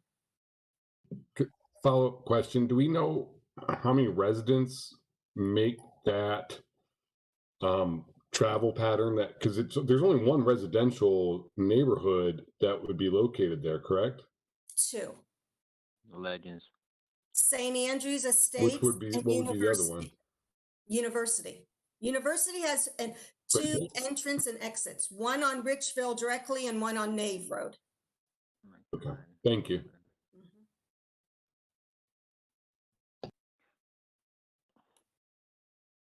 Jason, do you have any comments with regards to that issue with traffic? Just the study shows that queue gaps will be created to allow people to turn left from Nave to north on Richville, and also left north on Richville to West Nave. Because of this light, it will create gaps in the traffic to allow this movement. And the study did not show that the queue will extend all the way to Nave West, so it should not be a problem. It should help the situation. So it's not going to make it any worse. No, it'll create queue gaps for people to pull out in groups while the light's red. Which we don't have now. That is correct. Right now, it's just stop controlled on both.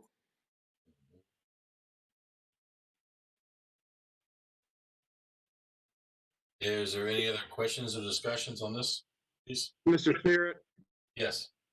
Mr. Hernkane, I have a question here. Did I hear that Mr. Mast was on the line this evening? Is that correct? Mr. Hernkane, I believe he is. I know he texted me he was trying to get on the call, and it was because it was running late. But then he told me, I got a text, he was on the call, but I'm not sure if he's on the call or not. I know the last 2 digits of his phone is 08. And I was hoping he'd have a chance to talk. Well, if there's any way that we can determine whether he's on or not, I think I'd like to hear from him. Certainly give him an appropriate welcome to town here if he's going to bring 100 jobs to the city. That's what we planned. Diane, is 08 on your call? His name's coming up as Kevin Mast, and he is not muted. Okay. All right. Kevin, would you like to speak? Please. Sure. Just wanted to say I appreciate you considering this, and my concern is very similar to Ms. Kramer, as we would just like to make sure that we can move safely in and out of there.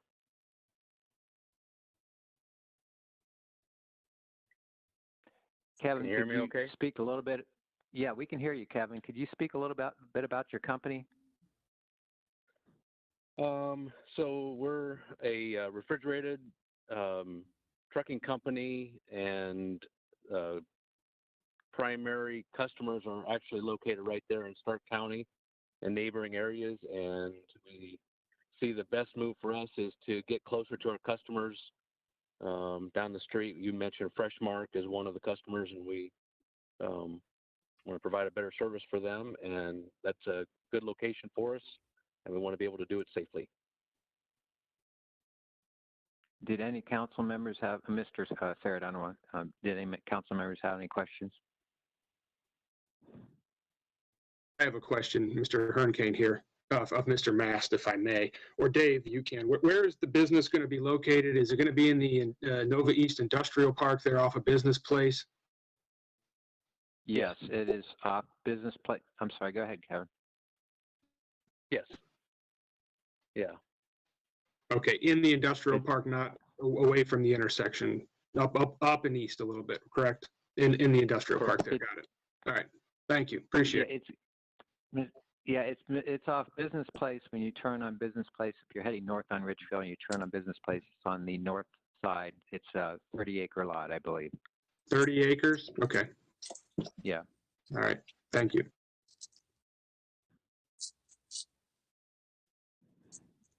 Mr. Third, I have a question. Please go ahead. First of all, Mr. Mast, welcome to Massillon. We're happy to have you here. And just wanted to ask, where is your business located now?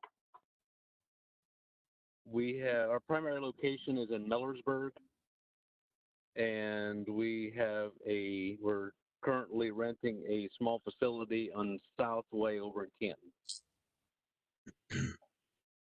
Very good, thank you. And when do you, maybe this is a question for Dave, assuming this will pass, when would you think you'd be ready to begin operations here in Massillon?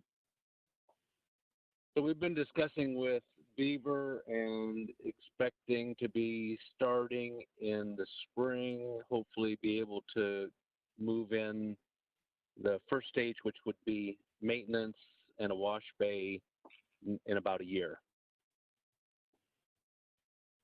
And are you expanding from your Millersburg location, or are you moving from Millersburg?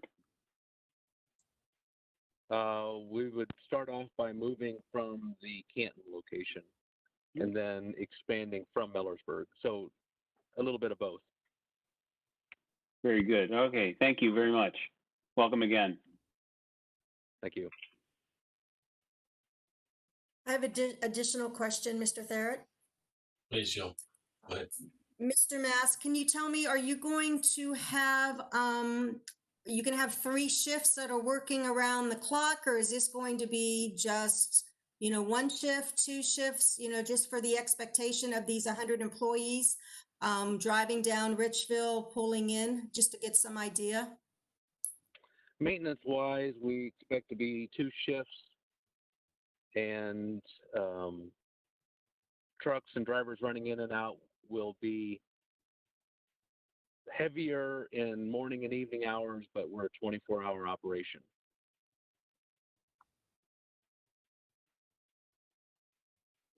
Does that answer your question, Ms. Kramer? Yes, thank you. Mr. Therrett, Yes, please, go ahead. this is Linda Littman. I just have a quick question for Mr. Mast as well. How many employees does he currently have, and how many will he be adding to get to the 100 that will be at this location? We're currently probably about 220, and in the next probably 3 years after we start, or after we start moving in, I would expect the additional would be about 30 or 40. Thank you.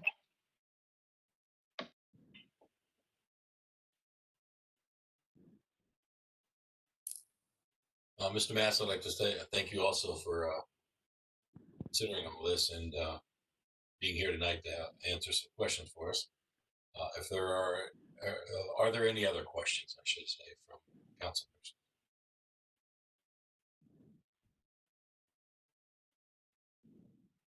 If not, I'd like to give my verbal for this to be put on next week's agenda, please. Give my verbal, Walter. And my verbal, Kramer. Thank you. And Mr. Mass, thank you very much. Mr. Therrett, I just wanted to go over real quick. I think Mr. Lewis, I couldn't get on, but explained where the funding would come for the street light Yes. or traffic light would come from the TIFs. Mm-hmm. And then like I said, we anticipate bringing forward a TIF to recover some of the costs associated with it. Yes. Thank you.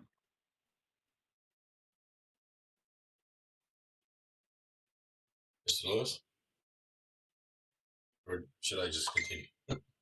Yeah, you can continue. All right. The next one is a list of interest in real property required for the Wales Road widening project.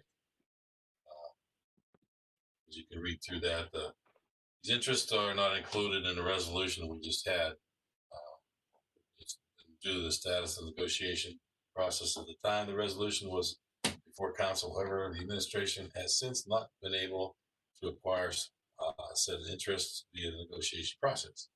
In accordance with Chapter 719 of the Ohio Revised Code, please prepare legislation declaring the city of Massillon's intent to appropriate property, defining the purpose of the appropriation, and setting forth a pertinent description of the land and the estate or interest therein desired to be appropriated, and declaring an emergency.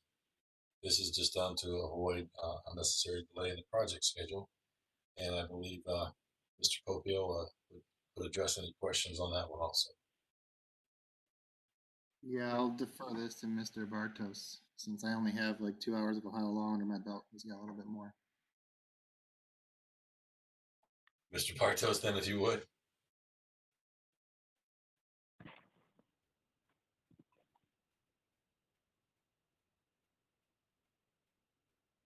I know we had some discussions and some input from the law department last time, but this is part of the process. They have to give so much notice, and each step, again, starts the process over.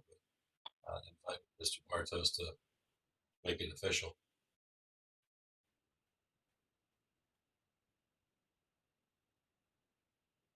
Yeah, until Mr. Bartos gets on, I can say that these are 3 parcels that were not originally included in the legislation that was passed recently. So this is the exact same thing, but we just have 3 more parcels that we were unable to reach an agreement with. So that's why these are brought up. I can't really say much more until he gets on. I'm assuming you guys can still hear me. Can you hear me? Yes. Yes, go ahead, Mr. Bartos. Oh, thank you. Okay, great. I was muted. I'm sorry. So yes, this is these few parcels were just not at the same stage as the other parcels that you saw on Resolution 12, 2020, and so they were a little bit earlier in the negotiation process, and so they're now coming before you to declare the intent to appropriate. I think one of them actually may still be finalized and agreed upon before we get to that point, but nothing's yet certain there. But they're before you now, just as those properties were in a few weeks ago in that prior resolution. But this is just, as you mentioned before, part of the requirement of the Ohio Revised Code before we proceed to the next step of the process.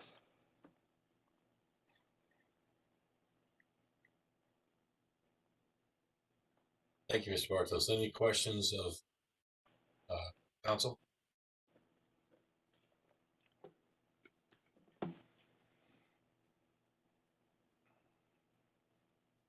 Seeing none, I'd like to give my verbal to get this on the agenda for next week, please. I'll give my verbal, Halter. My verbal, Creamer. Thank you very much. The next one is another one subject to please prepare legislation to authorize the Director of Public Safety and Service to sign the preliminary participatory legislation with ODOT for the STA US 30 0.0 PID 107458, whereas the state has identified the need to perform resurfacing location within the corporation limits of the city of Massillon, and you have the attached particulars.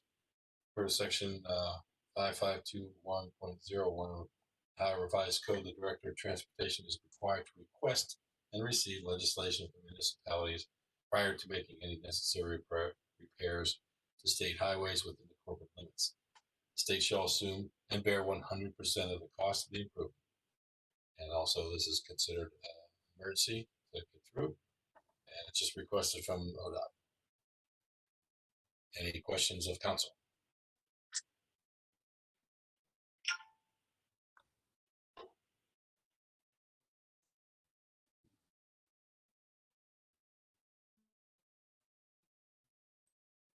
You were muted, Jim.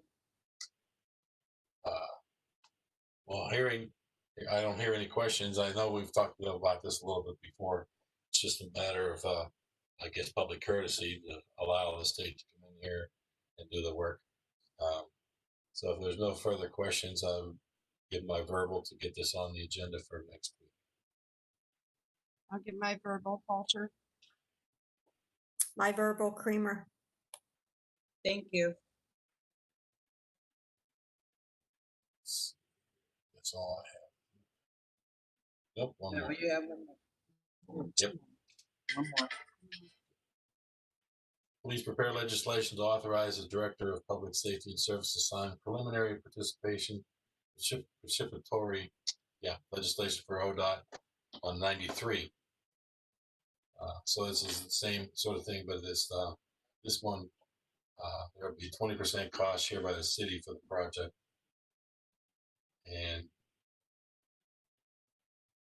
Mr. Popeil could probably answer this one a little bit better also.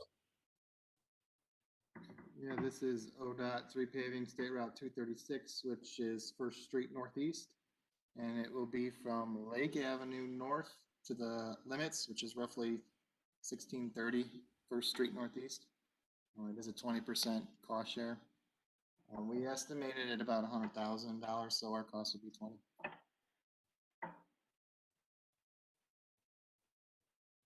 Would that be right around where there's still red brick there, or has that been paved over? I'm sorry, I didn't hear you. What was the question?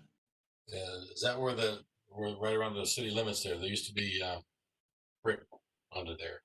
That have we covered that over already? Sorry, I can't answer that question. I don't know. I was just curious. Memory flash there.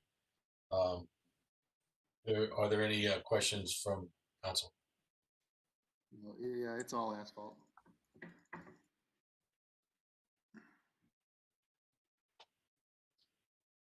Hearing no concern for questions. Give my verbal to get this all piece also on the agenda for next week. And my verbal also, Halter. Verbal Creamer. Thank you. That's all I have, Mr. Lewis. All right, finance. Ms. Argent, you still with us? Let's see, where is she? Yes, I'm here. All right, I'm going to go ahead and talk about this for a second, but we're going to need you. So requesting authorization for the Massillon City Health Department to enter into 2 memorandum of agreements with the Stark County Combined General Health District for a CT21 grant for contact tracing through March of 21 for $21,692 and a CO21 grant for COVID-19 enforcement through March of 21 for $32,000. These MOUs have been approved by the Massillon Board of Health. Can you expound on those for us? Yes, I'm actually very pleased to announce that we have been approved to receive these 2 grants. These are for our COVID work. The first one of $21,692 is to continue our contract tracing, which the first grant was up till December. Now this one will take us through March 14th. And the second one is for general COVID work and enforcement for $32,885. And that also will take us from now through March of 14th of 2020. I'm sorry, 2021. Okay, so when you say enforcement, what do you mean?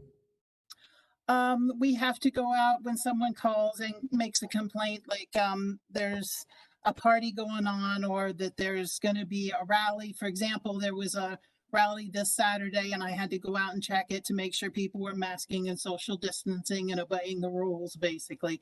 And that's what I did. So we're doing a lot of enforcement that way. Some we have to do after hours. And a lot of that takes either overtime or computers. We need computers for out in the field, that kind of thing. So you send one of your health department staff members out to look at these events to assure that they are following proper protocols? Yes, when we get a complaint or someone announces that something's going on, we do. Most of the time it's me, but we also have another inspector who also can go out. And then if you find someone non-compliant, what's your next step? We pretty much are going by the education right now. We haven't had to really, arrest anybody or anything like that. And everybody's really been cooperative so far. And we even provide masks. We can take masks with us to provide masks if anyone needs one, but no one's been unruly and it's really gone very well. Okay. Yeah, I personally don't mind education, but what I would be greatly disheartened by would be Massillon being the next viral video of someone being tased or something of that nature over some of these things, and those travel quickly. So thank you for your That's not what we're here for. That's not what we're here at all. We're not police. So we don't have those kind of powers anyway, but we very strongly believe more in education, explaining. A lot of them are businesses that we go out to, explaining what the rules are. And most of the time they know, they just slacked up. And so once we're there, they've seen our presence, and then they do what they need to do. Okay. Anybody else have any questions? All right, I give my verbal for this. I give my verbal, Megan Starrett. Mike Gregg, I give my verbal. Thank you. All right, my next piece. Scrolling here, just give me a second. This will be Parks and Rec. Proposed legislation to appropriate $18,000 from the Parks and Recreation Fund to the golf service contract line. This is to purchase a used sprayer and possibly a dump trailer. Do we have Mr. Pedro still on the line? Ms. Kramer, was he 20 or 25? He was 25. Steve? Yes. Tell me about this wonderful sprayer that you want to get. Okay, the reason we need to purchase another sprayer is because the one we have, I believe I bought it in about 1998 or 1999 when I worked there, and it has really served its purpose. And we're just having a rough time with it this year. We've done some repairs to it. To add to that, the dump trailer's not on this.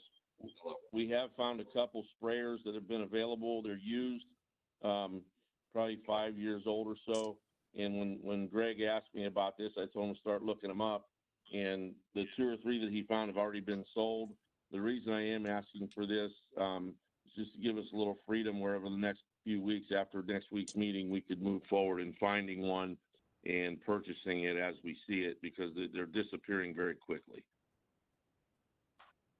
Okay, and I assume then that Legends Golf Course doesn't have the funds to be able to do this themselves? Oh, this is coming out of their carryover. So their carryover goes into the general Parks and Recreation Fund, is what you're saying? No, we keep that separate. They start with the same numbers, though. Okay. All right. Thank you. It's coming out. This is Anybody coming else out. have any- The Parks and Recreation Legends carryover. Does anybody else have any other questions? I give my verbal. Starrett, verbal.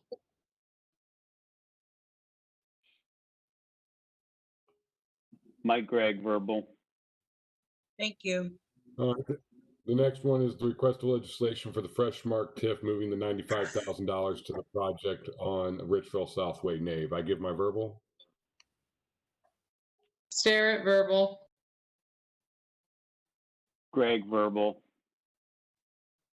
The next one is the University Village Infrastructure Fund, $45,000 for the Richville Southway Nave. I would give my verbal for that as well. Quick question, Ed. Yes. Really, actually, Jane, are you in the office tomorrow?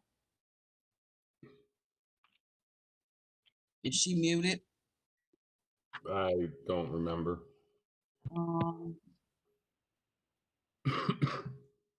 Shoot.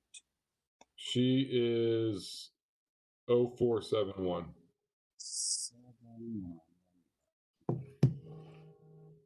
Jane? Yes, I am in the office tomorrow. Thank you, because these were not Sure. signed by the auditor's office. There was a little confusion when they came over, but all of the money is there. Okay, but we still need your signature, correct? Okay, that's fine. I will sign them. Thank you. And yes, Diane, Sure. we would need that signature. All right. I'll give my verbal on that one as well, Megan Starrett. Thank you. Mike Gregg, verbal as well. Thank you.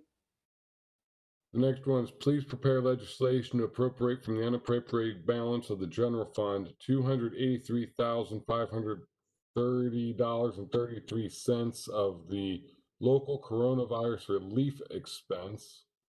This is an appropriation needed to disperse additional monies received from the county to pay for corona-related expenses. Ms. Ferraro, are you wanting to speak to this? Sure. Am I on? Yep. Can you hear me? Yes. Okay. This was additional, these were additional funds that we got under the CARES Act. And so all we have to do is appropriate it so that we can spend it. All right. Ms. Littman? Yes, Mr. Lewis, is this part of the 576,000 that we'd received previously that we are using? So this would have been in addition to the 111,451.99 that she'd provided to us through 7/13 of 2020?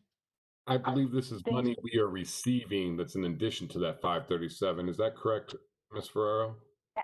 That is correct. Thank you. Oh, So this will take us to almost 800,000 total received. Oh, okay. All right. Thank you for clarification. $866,366.69 we have received so far. Thank you. Mr. Lewis? Yes, Ms. Littman? As before your finance committee is over, can Jane give us an update on the amount of that we have now spent? If we are up to 866, how much of that have we spent and what is the balance remaining to be spent prior to year end? Ms. Ferraro, can you speak to that? Well, I can speak to it pretty good. We have got all the departments in the city have to have all of their expenses into us by October the 12th. We have distributed money for unemployment to all of the departments that spent money for unemployment, and we are down to about $87,000 that we still have to spend. But that money can go under into police and fire payroll. So that is like a bonus for the city. So we should, it might not be quite that much because people are still sending me things in on a daily basis. But that takes care of the bathrooms that we wanted to take care of. There's many things that it involves, but all departments from the city have been involved with it. So we probably have about $85,000 that will go back into police and fire payroll. And that is just a bonus for us as a city, because then that's money that we haven't had to spend and it will go into our carryover balance for next year. And then now we have this additional money coming in on top of that 85? Well, I have heard that and I have gotten an email, but I don't have any justification for that yet. I'm praying about that we're going to get that. And if we get that, then that is going to be the biggest bonus that we ever received. No, I'm sorry. I think you misunderstood my question. No, I think you misunderstood my question. The 85,000 you said, the 85,000 we have left, does that include tonight's, or is that before we appropriate tonight's money? That includes tonight. Okay, thank you. I'm sorry. Mr. Lewis, I have one more question. That's Ms. Littman. Since we have a balance in this fund, and as the auditor was alluding to, the other 1.1 million that is a possibility, my question might be to her as well as to Ms. Sterrett. Is there any way that we could possibly look at using some of these funds to fund our DORA expenses, since it is clear that, the COVID funds are for, the issues that have been created because of COVID and the issues that DORA is assisting with or helping with are DORA related. I know I had asked Lori Boron to look into that to see if it was a possibility of an approved use of those funds. I had not heard back from her. So I don't know, maybe if Jane has some privy to that information, or if not, maybe Ms. Sterrett could look into that issue with Mrs. Boron before this either October 12th deadline or through the end of the year. I'm not exactly sure what you're referring to, Mrs. Lippman. Did you say Adora or Dora? I'm not sure. Well, this is our designated outdoor refreshment area, and it would be costs associated to additional trash receptacles, additional police force that might be during our DORA hours, as well as signage. Those are the kind of the three expenses that the city would be looking at perhaps funding. And if these DORA funds could be used for that purpose. Excuse me, Mrs. Lippman, that's something you could call and talk on the phone about. Thank you. I was just going to say that due to time restraints, we can have you or Ms. Sterrett look into that. We're getting awfully late into the evening. We still have people that want to speak. Okay, thank you. The next, please. Oh, I give my verbal. Did we do that yet? I'll get my verbal as well, Megan Sterrett. Mike Gregg, verbal also. Thank you. All right, the next piece, please prepare legislation to appropriate from the unappropriated balance of the Community Health Services Fund the following accounts: $16,200 grant expense account. Appropriation is needed to pay expenses related to COVID, which will be reimbursed via the reimbursable grant. Ms. Argent, are you still with us? Yes, I am. Thank you. All of our grants now that we've gotten and the ones we are going to get are all reimbursable. So we spend money out of our contract services and supplies accounts. That money goes into our unappropriated balance. We just need to appropriate that back into the proper division so that we can pay our bills. Thank you. Anybody have any questions? I give my verbal. Megan Sterrett, verbal. Mike Gregg, verbal. Thank you. All right. Now into transfers. We have wastewater treatment plant. They want to transfer out of their salary and putting into a cumulative $600. This is money needed for a sick time payout. I'll give my verbal on that. Sterrett, verbal. Mike Gregg, verbal. Thank you. Health Department, hospital eye and dental reduction by $18,000, placing it into rent to St. James, supplemental supplies and postage, and grant expense account. This is to realign the budget. Are there any questions? Seeing none, I give my verbal. Sterrett, verbal. Gregg, verbal. Thank you. WIC, reduction in travel and seminar by $1,000, placing it into supplies, transfer to cover needed clinic supplies. This will be refunded by the WIC grant. Any questions? I give my verbal. Sterrett, verbal. Gregg, verbal. Thank you. Building, reduction of salary by $7,000. Reduction of supplies by $4,043.83. Reduction of travel seminar schooling by $2,000. Placing all of that into services and contracts for $13,043.87. And this is to realign the 2020 budget for increased need for lawn works services.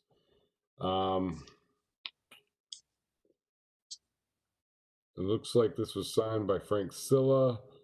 Madam Mayor, would you be able to speak to what the increased lawn works contract is?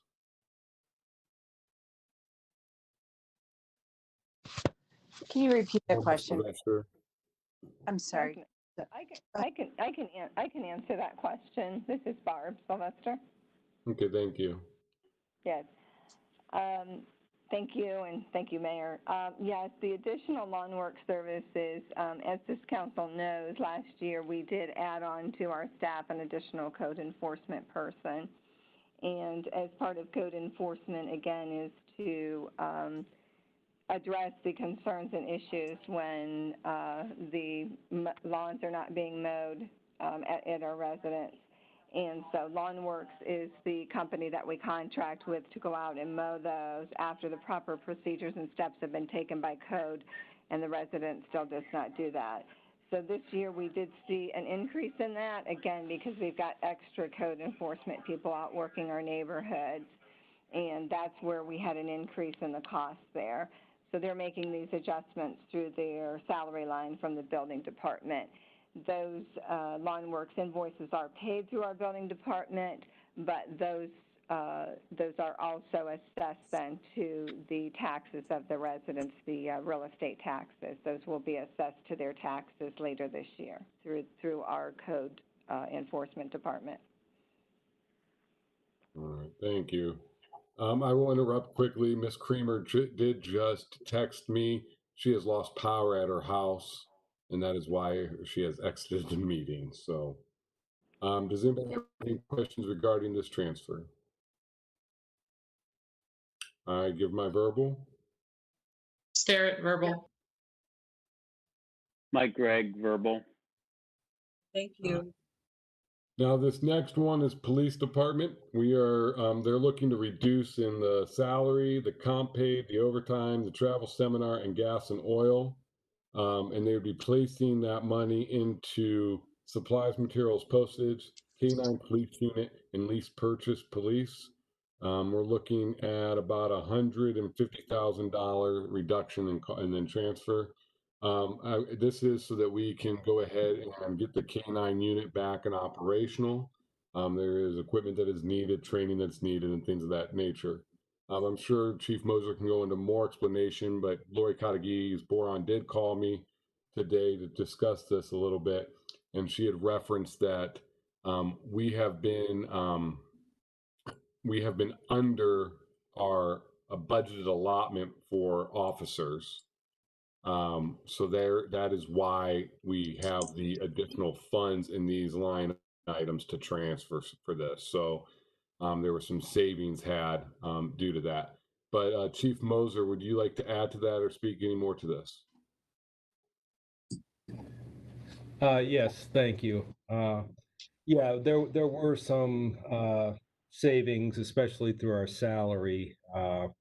With the COVID, we were not able to hire people like we had planned on doing so far this year. It put a real delay in everything as far as getting background checks and all that done. So we're probably about 6 months behind where we should have been hiring wise. We also had 2 officers resign and took jobs in other agencies, which likewise knocked down our salary. So yes, we are looking to transfer this money. 2 reasons. We all know that we lost Inca earlier, so we do want to get the K9 program back up and running, and we're looking at putting on 2 K9s now. Probably be one on afternoon shift, one on midnight shift. So that money is going towards the dog, the training. We will need another K9 vehicle if we're adding a second K9, and all the other miscellaneous costs associated with that. The other part of this transfer is for riot control gear. We have not had any of that for the longest time, and I think we're all well aware of the situation around the world today. And I think it's just something that we need to prepare for and get on top of, so that if it does happen, we're ready to go and not scrambling at the last second to try to get things in order. Thank you. Ms. Lippman. Yes, Mr. Lewis, do we have the personnel that would be involved with the canines, their patrol officer that they would be working with, or are we still looking for officers that will be working with our canine? If I can, We have not selected who the canine officers would be yet. They would be from our current complement of officers. I mean, with that, we're still hiring. But no, we haven't chosen that yet, but they will be from our current complement of officers. All right, I give my verbal for this. Verbal, Megan Starrett. Mike Gregg, verbal. Thank you. All right, that is all I have for tonight. Miss President Eisnick, do you have any updates that you would like to share with council?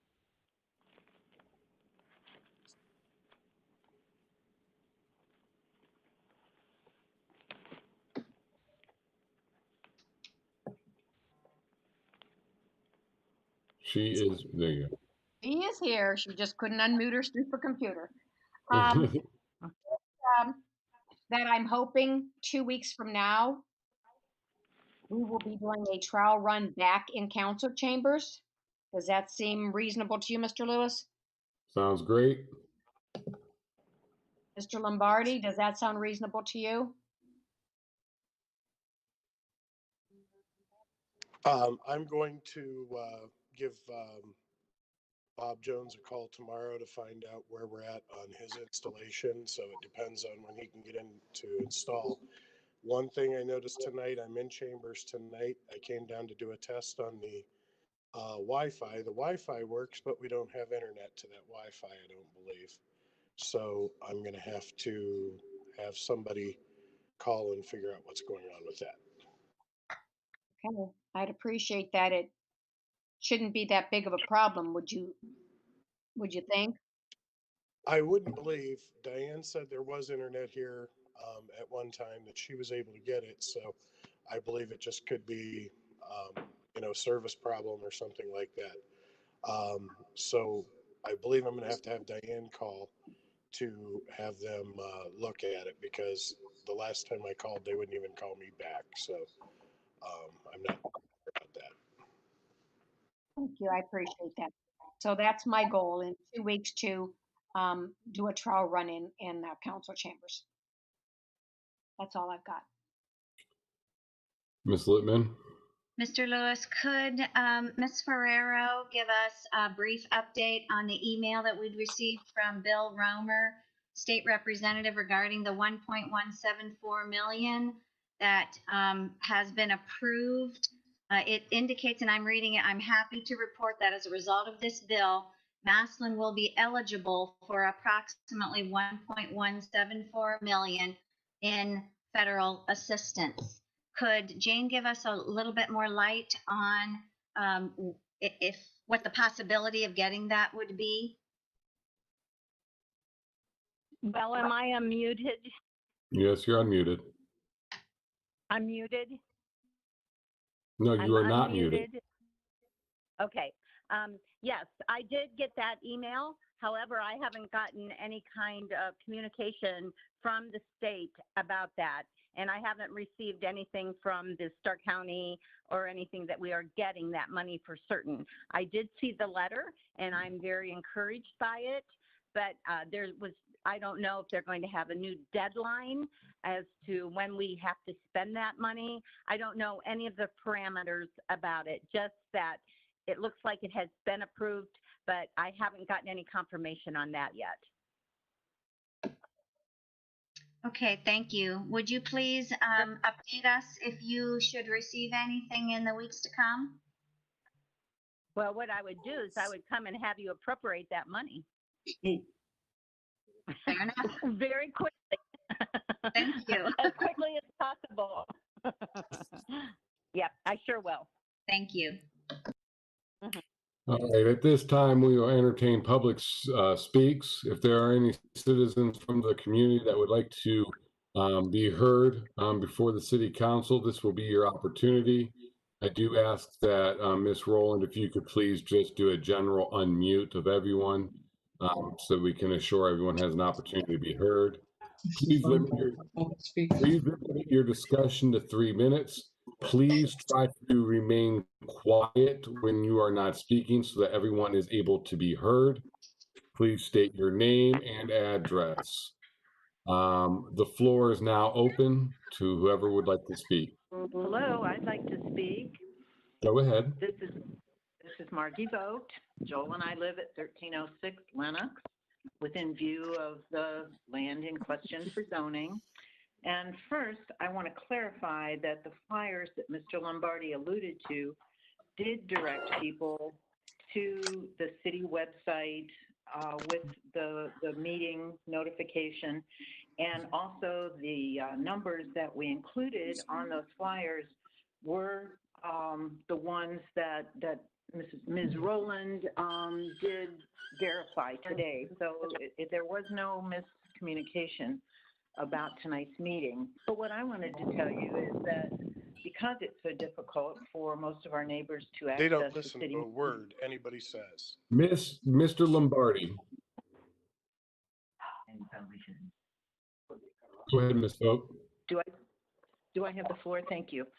I want to be sure that you're aware that in the mayor's office, there's a binder that has more than 300 signatures of residents in adjacent neighborhoods who oppose the rezoning. And also on a separate document, also within that binder, are the signatures of nearly every property owner within that designated 300 feet of the church's land. And we hope that you each received and reviewed the booklet that the council clerk mailed to you. Some of us are concerned about safety, some about traffic and noise, some about property value. None want to live next to or look at a car lot, nor do we imagine that it will long remain a car lot. So we don't want business zoning to inch into our neighborhood. This is really emotional for us. We want you to realize that we're real people, families, not just addresses, squares on a map, names on a voter list, or colors on these static, interrupted phone calls. We love our homes. For Joel and me, our home for nearly a half century represents our dreams. We're counting on our representatives to protect not just one company, but to protect hundreds of Massillonians. Please do the right thing. Thank you. Thank you, Ms. Vogt. Good evening. I'd like to speak, please. Go right ahead. My name is Kevin Coffey. I live at 1776 Springhaven Circle Northeast in Massillon. I'd like to begin by thanking you for the opportunity to speak this evening. And I'd like to state that I'm in absolute opposition to the proposed zoning change for the church property. My backyard directly abuts the property in question. I have no desire to forfeit my present view for that of a car lot. Any supposed support, as mentioned earlier, for the project on social media must be viewed as suspicious at best, especially when it contains misstatements, errors in fact, and distorted information. Most of those allegedly favoring the rezoning on social media appear to be from other areas of Massillon, which would not be affected in any way by the rezoning. Accepting this as a reliable source of anything, let alone an accurate sampling of public opinion, is both naive and foolish. Facebook posts can easily be manipulated and fabricated, especially when those comments appear en masse, overnight, and as if on cue. More than 300 people, as Margie mentioned, who are directly affected, have made their feelings known with a signed, verifiable petition presented to council. We ask you as city leaders to please take into consideration that the vast majority of residents in the immediate area are opposed, as evidenced by that petition.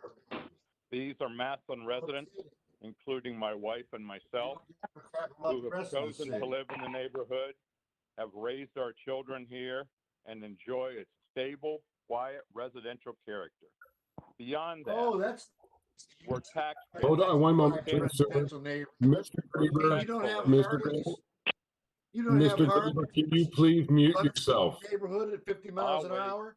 Well, good for you. Mr. Graber, can you please mute yourself? Mr. Graber. Thank you. I'm sorry, Mr. Coffey, can you continue?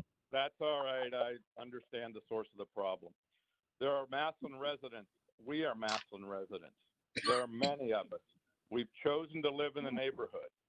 We like it here. It's stable, it's quiet, it's residential.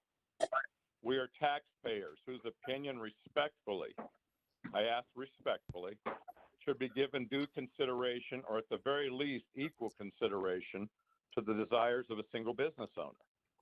There's a frequent argument that what will happen if it's a vacated church property. Mr. Sanders has made this, in all due respect, as it was mentioned tonight. Are we to believe the church will simply walk away from a valuable property? That's not realistic. If this rezoning is denied, how does that somehow guarantee the church will abandon the place? A more likely scenario is that the church would remain in operation. If not, the building would not be taken off the market. There's no reason it could not continue to be aggressively marketed to entities which fit into the current zoning designation. In short, the proposed rezoning plan is bad for the neighborhood. It's bad for those of us who live here. I appreciate the opportunity to speak. Excuse me. I believe, as many of us do, that as taxpayers, more importantly as Massillonians, we deserve better. Thank you very much again for the opportunity to speak. Good night. Thank you. Is there anyone else that would like to speak? Hi. Yes. Is it my turn? Sure, yes, go right ahead. Hi. My name is Patricia Scully, 1406 Spring Haven Circle, Northeast, Massillon. I'm calling to ask you to please consider our neighbors, our neighborhood, and say no to a zone change for St. John's Church. Each of you, please put yourself in our place. Would you want 500 cars parked in your backyard?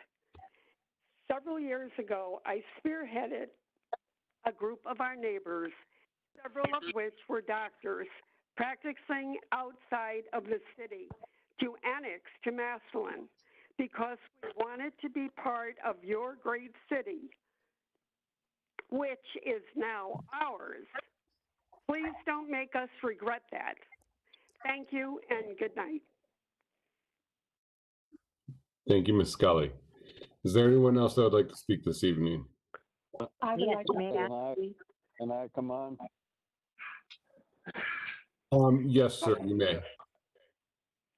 My name is Leo Scully, 1406 Spring Haven Circle, Massillon. Please consider what will become of our neighborhood if you say yes to the zoning of St. John's property. I've lived here for 44 years and want to continue to live here. Please say no. Thank you.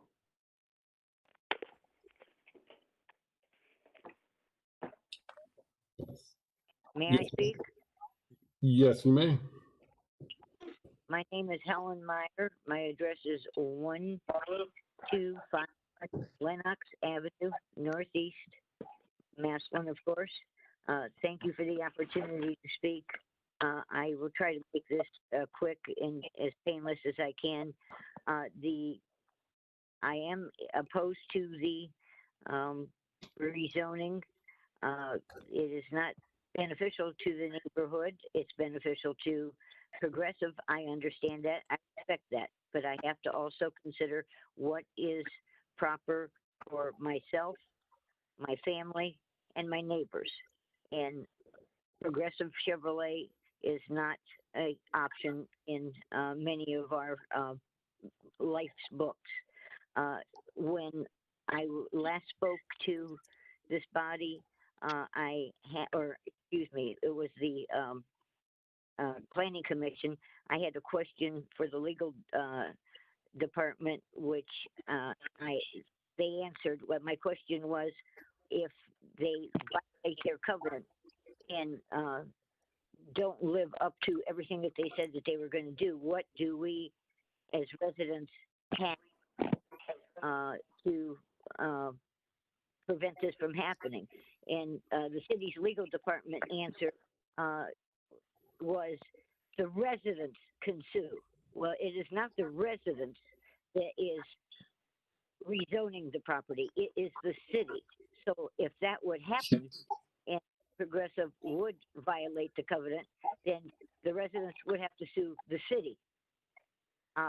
That's like suing ourselves, but if that's something that has to be done, that's something that would have to be looked at the time.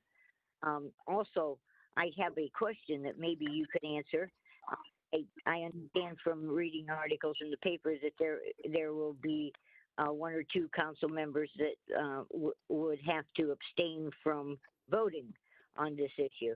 And my question is, if it comes to be a tie and whoever is the tiebreaker is unable to vote, what happens to the legislation? This typically is not a Q&A session, so in order to keep with the spirit of the rules, I'm not going to be able to give you an answer right now. But I believe I understand the question. If it is a tie and the tiebreaker is unable to vote due to conflict, what would the result be? I will leave that to the law department to respond to us at our next meeting so that we can keep with the proper rules and decorum. But thank you, excellent question. I understand, and I appreciate it. As long as you do pass it on for me, I'd appreciate it so that we can all hear the answer to that. And have a good evening. Thank you. Thank you. Would anyone else like to make a comment this evening? Yes, may I speak? Yes, you may. Yes, good evening. My name is Cheryl Woods. I reside at 1821 Wales Road, and I live right across the street from the church. I want to say that tonight, a city council member referring to the church and rezoning stated, and I quote, "I would hate to see an abandoned building," unquote. Just hearing her, how do you think the neighbors would feel seeing a large car lot and commercial property located in their neighborhood? You know, we are not a handful of neighbors, as some people assume. We had 300 plus neighbors living near this church that have signed a petition against this rezoning of residential to commercial property. You mentioned hate seeing an abandoned building. We would hate to see a large car lot commercial property that could in time become another vacant commercial property in Massillon. And as far as the church, I attended the church several years ago. It's a lovely church. And the church had recently hired an ordained Lutheran minister as an associate pastor. Correct. Hiring, hopefully the church could have plans to build their membership and stay in their present church. That would be wonderful. Thank you. Thank you. Ms. Rowland, can you please mute? Thank you. Is there anyone else that would like to make a comment this evening? I'd like to speak. You may, go ahead. Stephen Sutherland, 1733 Chittenden Circle in Massillon, located within the Springhaven Circle. So thank you, council members, for allowing me to speak on my opposition to the requested zone change of the church property for commercial land. I'd say my family is one of the newer homeowners being affected by this zoning request. We moved into our home here in the city of Massillon back in 2018. We chose our home here for many reasons. One, to allow our young daughters to grow up on our piece of land here with ample play space in a cul-de-sac that you don't find in newer properties being built. And another, that sense of community we felt from hearing past stories of families living here in the Springhaven area, some of them since it's been built. You know, all of us wish the Sanders family continued success in their business ventures, but do not see the need to turn that land into question into a parking lot. The residents nearby being affected pride themselves on their neighborhood, and I see no plausible outcome of how our home values will sustain current values and or grow with a commercial property closer to our backyards. You know, I find it interesting the paperwork submitted that of those 54 parcels being affected by this proposed change within 300 feet of the land in question, only 12 parcel owners said they liked that plan submitted by Progressive. And of those 12, 8 are on that Bramblewood, which currently butts up against the Progressive property, and the other parcel owner being that of Progressive who would benefit from this change. You know, I think it speaks volume to City Council that residents that will be newly affected by this change oppose it strongly. As you guys mentioned earlier in the special meeting, when discussing the hospital's property, us residents want to maintain the integrity of our neighborhood as it currently is. I think it's appropriate also to mention that Councilman Lombardi, who was recently elected, argued that 4 terms in office was more than enough for any official and that members of his ward were not being heard. We hope you hear us now. We want to be heard and we strongly oppose this change. The conceptual drawings on that corner of Hills and Dales and Wales do not depict the reality of a parking lot that will be placed there. This rezoning benefits just one family, not the Massillon community. So thank you again for allowing me to speak. Thanks. Thank you. That's good. Anyone else? Can I speak, please? Yes, you may.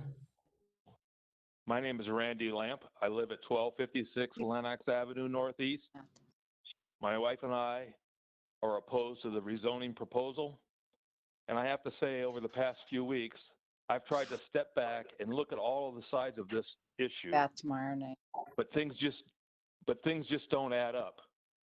The added benefit to the city is minimal, if any at all, but the damage to the surrounding neighborhoods is immeasurable. We are proud of our city. We like where we live. Let's keep it a place where people want to live. Join us in saying no to rezoning. Thank you for your time and what you do for the city. Thank you, Mr. Lamp. Anyone else this evening? He's so well spoken. Okay. Well, I will reiterate. As I'd like to say something. Oh, I'm sorry. Yes, you may. Oh, thank you. Mark Sober. I live at 1827 Wales Road, across the street from the Lutheran Church, and no one seems to be considering the really exciting part of this whole problem, supposed. For the first time, 7.3 acres are going to be available if you don't change the zoning for residential development. That is an incredible gift to the city to have more residential people living here without having to annex any land, which is extremely expensive. And it would be a great boon to this area. And it is prime land that has never been offered for residential development. Now it can be. And I find that highly exciting, and it's would be a good deal. So I hope you stop thinking of it as a problem, but as a good thing that could happen for that 7.3 acres and the people that live around it. Thank you.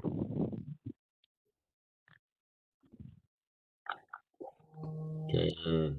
Is there anyone else? I don't want to cut anyone off. I apologize for that, Mr. Sober. No problem. Is there anyone else? Okay.